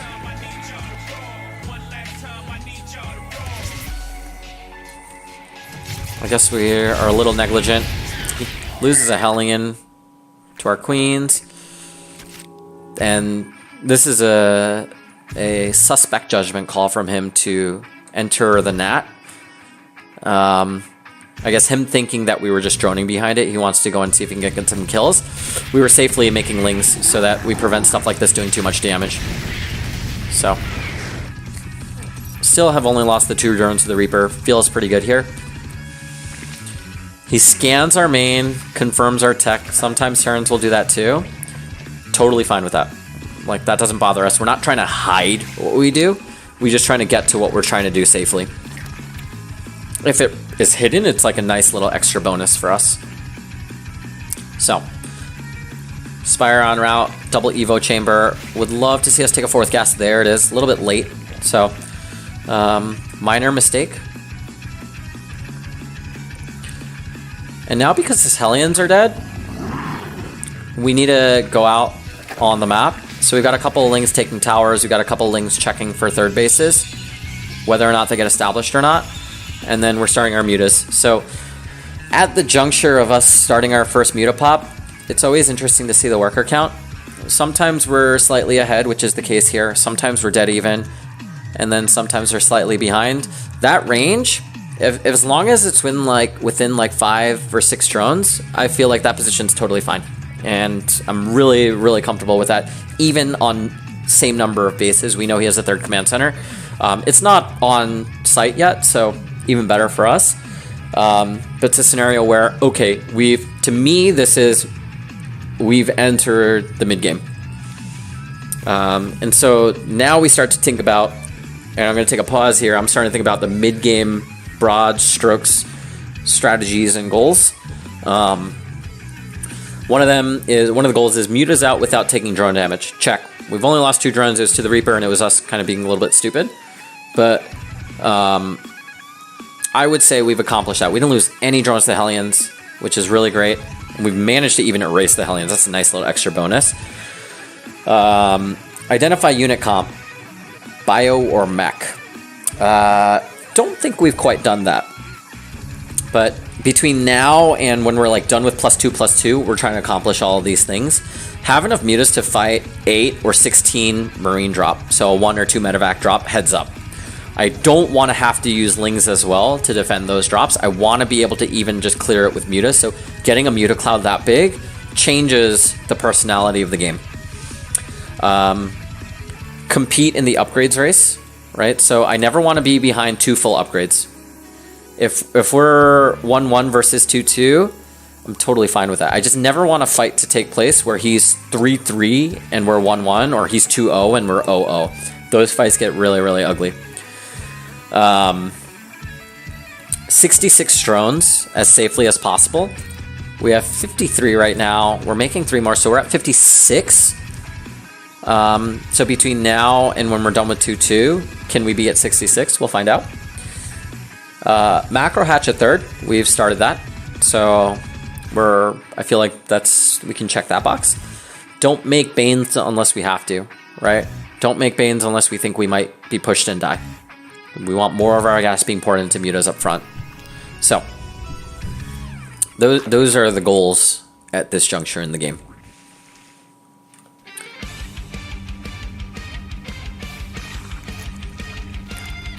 And whoops, a little oversaturation.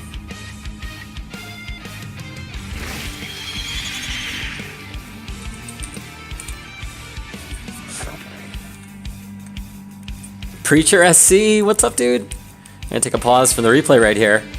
We are, if you're just joining us, we're walking through our build order for ZVT, and more importantly, we're going through the early game broad strokes, goals, and strategies, mid game of the same, and late game of those as well. And I want to walk you through just like the decision tree, thought process, and then we can kind of focus a little bit lastly on execution and why I move mutas this way, what I'm trying to accomplish with them, what to do with our lings and our banes, when to make banes, all of that. This is a heavy micro style, and I know a lot of people have been asking for us to talk about our ZVT a little bit, and so here we are, we're doing it. We've entered the last replay that we're going to cover out of 8. And this is actually a game that we're playing against Uppatry, who's an awesome streamer. We probably hit each other once or twice every session, and he gets games off of us, we get games off of him. I actually have a lot of fun playing against him because he forces your multitask a lot, and he's a really good execution type of Terran player. Like, he's really good at making you fight on 2 fronts and stutter stepping and pushing the action, so we usually get a lot of fun games. And so the main objective of this is to get our mutas out safely. We've literally just accomplished that. We're at 95 supply. And I mean, from here on out, it's not like, oh, at 110 supply, I like to throw down my this or that. We're more freestyling. Now we're looking at what do we see? What's our unit comp? How are we responding? Where do we move our army? What's our decision-making process? Will we die? What do we do if he pushes? Like, all of those thoughts need to constantly be racing in your head. So we see that he has a Widow Mine. We've also seen the main base. We see multiple barracks. We see something being researched, likely combat shields or stim. Usually it'll be combat shields because stim gets done first. And then we've also confirmed that he has Widow Mines, and then now we see the stim marines running at us. So a lot of what these mutas need to accomplish are starting to get accomplished, which is identify what he's doing, identify base count, and then the auxiliary thing to that is, again, I've said this in a previous replay, but the auxiliary thing is then get damage on top of that. And the fourth thing, which I actually think is less auxiliary than the third, is control his army positioning. We want, because if we take a straight up fight with him, we're dead. So between now and when we can take a straight up fight, we need to control where he goes and take what I like to call zero trades, which is we get stuff for free. So, mutas are more mobile than anything he has. Let's not lose them. Let's control his army positioning. We've already identified base count, and we've already identified unit comp, so check, check. Those goals are good. And so, having identified that, we know that +1 melee and +1 carapace were confirmed. That's what we want. Had it been mech, we would cancel the melee and get +1 roach attack, get a roach horn, and start going down that tree. So, everything is hunky-dory.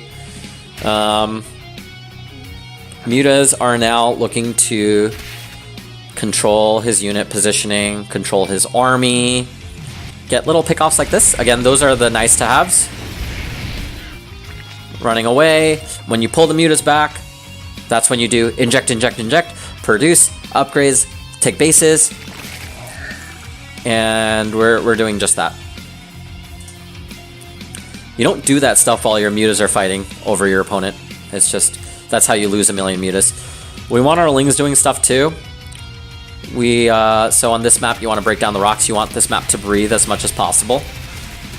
And then, cute little thing that we've done is we made a little hit squad of lings on the top about 9 o'clock. Those are like those next level Zerg tricks that you want to do. And as we start to transition more into the later mid-game and then eventually the late game, one of the goals we want to have is bigger economy. And this is the first time I'm talking about late game broad strokes and goals. We're still a little premature in this game, but I think it makes sense to talk about them now. Is we want to have bigger economy and bigger base count, at least +1 in bases, and then we want to have a bigger economy so that we can explode with remaxes, right? So continued upgrade arms race, right? So this one's a little dicey. His +2/+2 is going to finish just a little later than our +1/+1, so I think we're okay, but it's something to keep an eye on. Start to get big tech, right? So pathogen glands, infestors, burrow, ultralisk, 3/3 adrenal are all eventual things that we need. In what order, we'll use our best judgment to see how and when we get them. Make sure we're thinking about our just-in-case tech, which I would say the transition from this would be either Greater Spire or Ultralisk Cavern or Hydralisk, depending on the opponent composition and the personality of the game. One of the things we want to avoid is never make more than 16 Hydras. I just have like a mental thing against making too many of those. Here's an important one, is to have a big larva bank, right? We always want to have a larva remax available. So nailing all of our injects through the course of the mid game sets us up for a very nice late game. Assuming we have the bigger economy and base count, allows for us to take a fight, even trade, and then remax and be like 30 supply ahead. We want the ability to do that. And then prevent their bases, right? Starve them out for resources. And then beyond that, like one of the late game goals is freestyle and do what feels right. So, control the position of the army. Oh, we see the Marines are here. And he's about at the 50-yard line on the map. So he has very much the possibility that he can attack me and kill me. We see him pull back, but we still want to make sure we don't die. So counter-attacking lings. This winds up doing nothing. And turns out he went back home. So a lot of what we have our gas for, we haven't really needed to use yet for Banes. Feels good. It's just a couple. It would have also been unfortunate if he hit us right there because we didn't have +1/+1 or Bane speed, so we'd be doing a little bit of delay tactics. But now we're at the point where it's now, okay, execution, and he's challenging us for map presence right now. So he's forcing us to respond to him by threatening fights. And you have to honor that, and you have to respect it. So we find stuff like this. We've got +1/+1 out. We've got our Baneling Nest. May you ask your current playlist? I want a copy. You know I love Zelda. Absolutely, dude. So it's just a playlist of a bunch of like video game tunes that I put together. You'll see them on the Spotify recently played thing on the bottom. If you want, I can go ahead, you can just ping me on Discord, and I can go ahead and send you the link for the playlist. I'm not the best with Spotify, I'm kind of a Spotify noob, but I think I can figure out how to share it there. And Preacher, I think you're in our Discord. If not, I'm in yours and you know how to reach me. In any case, this is a judgment call fight where we looked at the size of the army and we decided that based on what he has right there and based on where we can get our entire army, we can win this fight. And this can be a favorable trade for us. We can crush it. So that's what we're doing. He gets a decent Widowmine hit. He actually decides to pick up his army here, and we've cleaned it up, and now he's pushing our third. So our army's out of position. This is really well done and very up a tree-esque for him to do that. I don't think he knew that he could have pushed our third, but we withdrew our drones thinking he might. You don't want to lose your drones and the base. It's better just to lose the base. And maybe the counterattacking Lings prompted him to pull his army back. In any case, I think we lucked out a little bit in his decision making, so we'll resaturate this. And now the battle for map control continues. That Widowmine engagement was primo. Dude, you know I'm all about that. Trying to get the primo engages. Your forces are taking damage. Okay, so we're asking ourselves the question of if he pushes, do we die? If yes, panic, make Banes and Lings, and then buy time with Mutas, right? Why aren't our Mutas just going back here and waiting to die? Because they can do other stuff. They can still be useful in the face of something like this. And how? Fighting where the whole army is not, right? You fight along the outskirts, you shave off little pieces.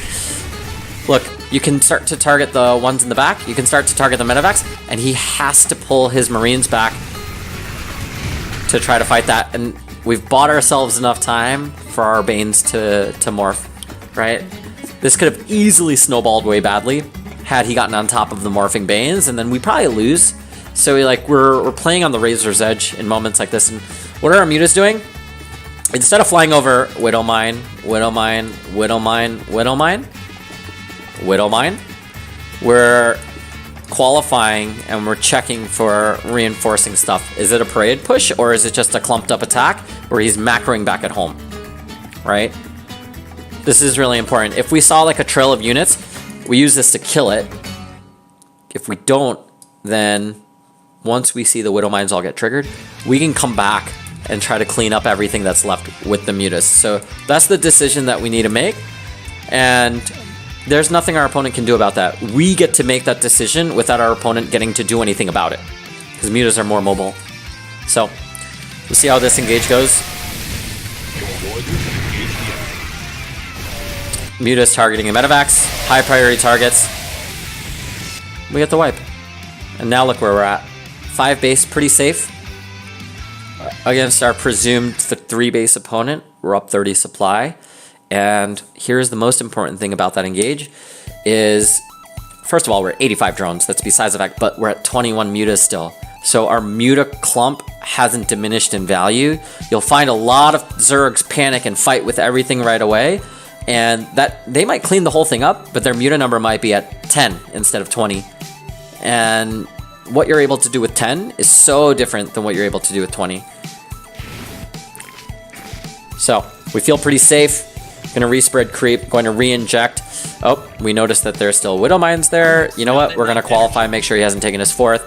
And look, we're going to now saturate our 5th base. And we have the right number of drones. Now it's a matter of executing and not dying, making sure we're hitting all of our larva injects, getting to hive, getting our +2/+2. And look, I talked about this as far as the arms race of upgrades. Just as we started his +2/+2, our opponent has started his +3/+3. So we can be damn sure that we're never taking a deficit of 2 upgrade fight. I would say that's a check mark for our goals. Like we've gotten there exactly where we want to get. Up a Tree is relentless with his attacks. So 1 attack we beat. Here he comes with another one. We gotta view it the same way. We gotta view it as, okay, do I die? Oh, dude. What a teacher. Hashtag charity. Preacher with the 100-bit cheer. Dude, appreciate that. Appreciate that. I hope this is, at the very least, entertaining and hopefully insightful and educational for you guys. A lot of people have been asking me to put out some replays and talk about my build orders and thought process in this. So hopefully this is a little bit of a mix-up from the normal stream that we do. And I think what I'll do, if you guys are interested, is I'll grab a VOD of all of this afterwards and post it on YouTube. In any case, he's pushing again. We took one here. Look at my player cam, and I'm gonna go normal speed. Look at my player cam right here because I want you guys to see something that's pretty important. So we obviously see that he's scanning us, so I think he's starting to feel pressured as to, am I really behind? Do I need to do damage? That's besides the fact.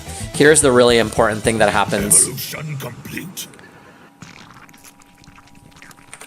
Here's the really important thing that happens right here, and this is in normal speed. Okay, we see stuff on the minimap. See a couple of Widow Mines, and now on the Widow map, you can kind of judge the size of the army based on what you see in the minimap. What it's comprised of, we're already assuming, is a lot of the same stuff that we'd already seen. Bio, Widow Mines, Medivacs, right? I don't think there's any reason for us to think there's tanks or Thors or anything strange.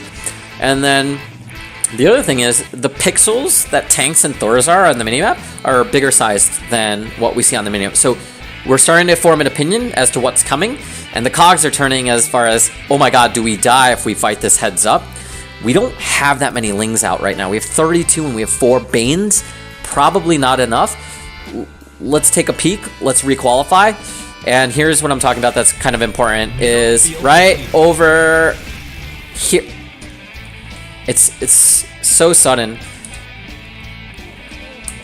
Hang on. I'm gonna see if I can try to pause it at the exact moment. Need more energy. I'm gonna go back to normal. Evolution. Right as the army starts to reveal itself. A couple of things are also happening. We see that he's getting his 4th base behind all of this. The VOD would be awesome. You missed the beginning? Perfect. One person asked. I'm more than happy to export this.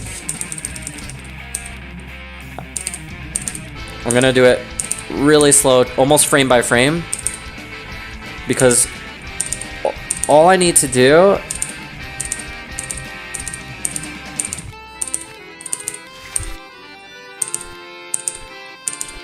sorry guys, this must be painful.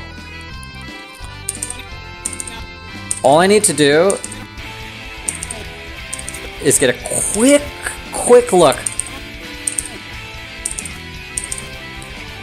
at what the army is. So we're already judging, we're forming an opinion based on what we see on the minimap, but it's nice to take a look at what it actually is. You see the map scrolling, and boom, it like jumps back to my mutas. That like quick little look at it, turn away, is helping me determine, like, can I fight it straight up with what I have? And what are the losses going to be if I do that, right? So we'll actually take a look, and look, it's heavy Widow Mine. And you don't want to fly this over that. So hopefully, if I remember the game right, we don't do that with our mutas. And instead, we either buy more time and engage properly with Ling Bane. So I'm going to go ahead and restart the game. Another interesting thing that we see happening is now stuff is parade pushing. We didn't see that before, but we see that now. And in instances where opponents are doing that, let's take the good trades. Let's take the really juicy good trades, which are these. Right? Which are things like this.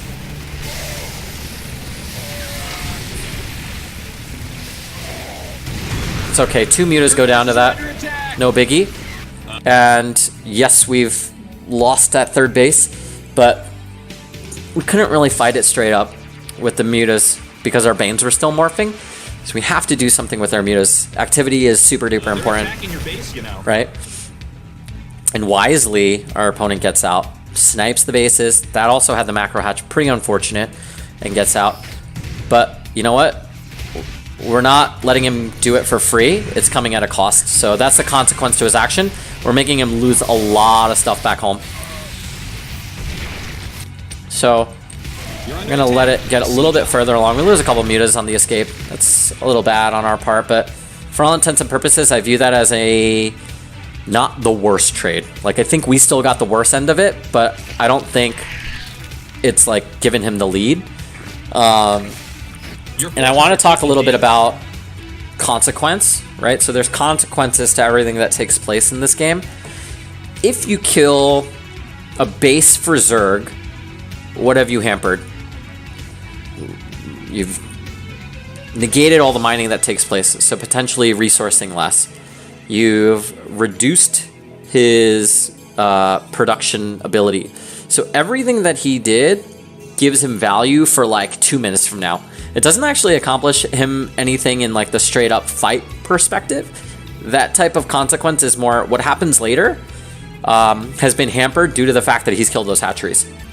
On our end, what did we do with our mutas? We killed little scraps of units, right? So we didn't do economic damage. We didn't kill bases. We didn't kill SCVs. We killed units. We killed Marines, Marauders, Widow Mines, Medevacs. That helps us right now. So the consequence to that and what we gain from having done that is he can't kill us. So you really got to be thinking about this like as you're killing stuff. Is it killing stuff that helps you immediately, or are you killing stuff that, hey, if the game progresses, it gives us value later? So in a lot of ways, he's killed us as an investment for the future, and we've killed him as a one-time bonus right now. You're engaging right? the opponent.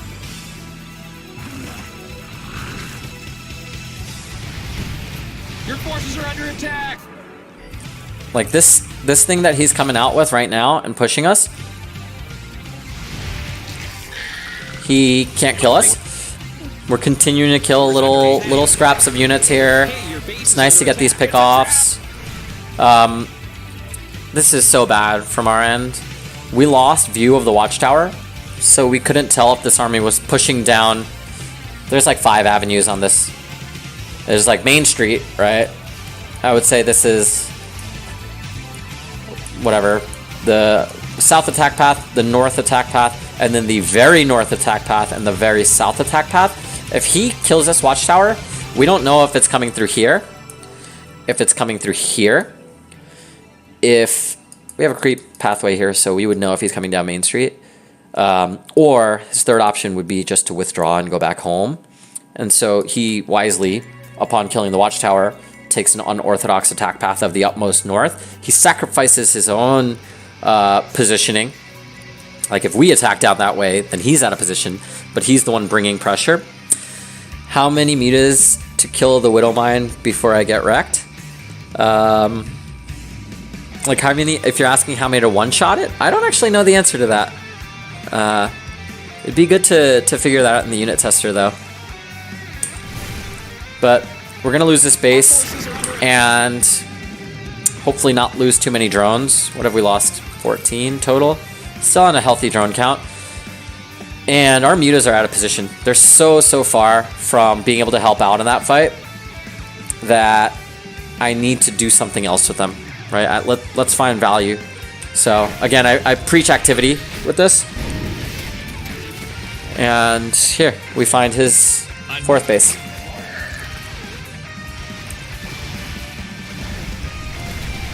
And this is a judgment call. We're like, are we going to lose too many mutas? Are we even going to get the command center?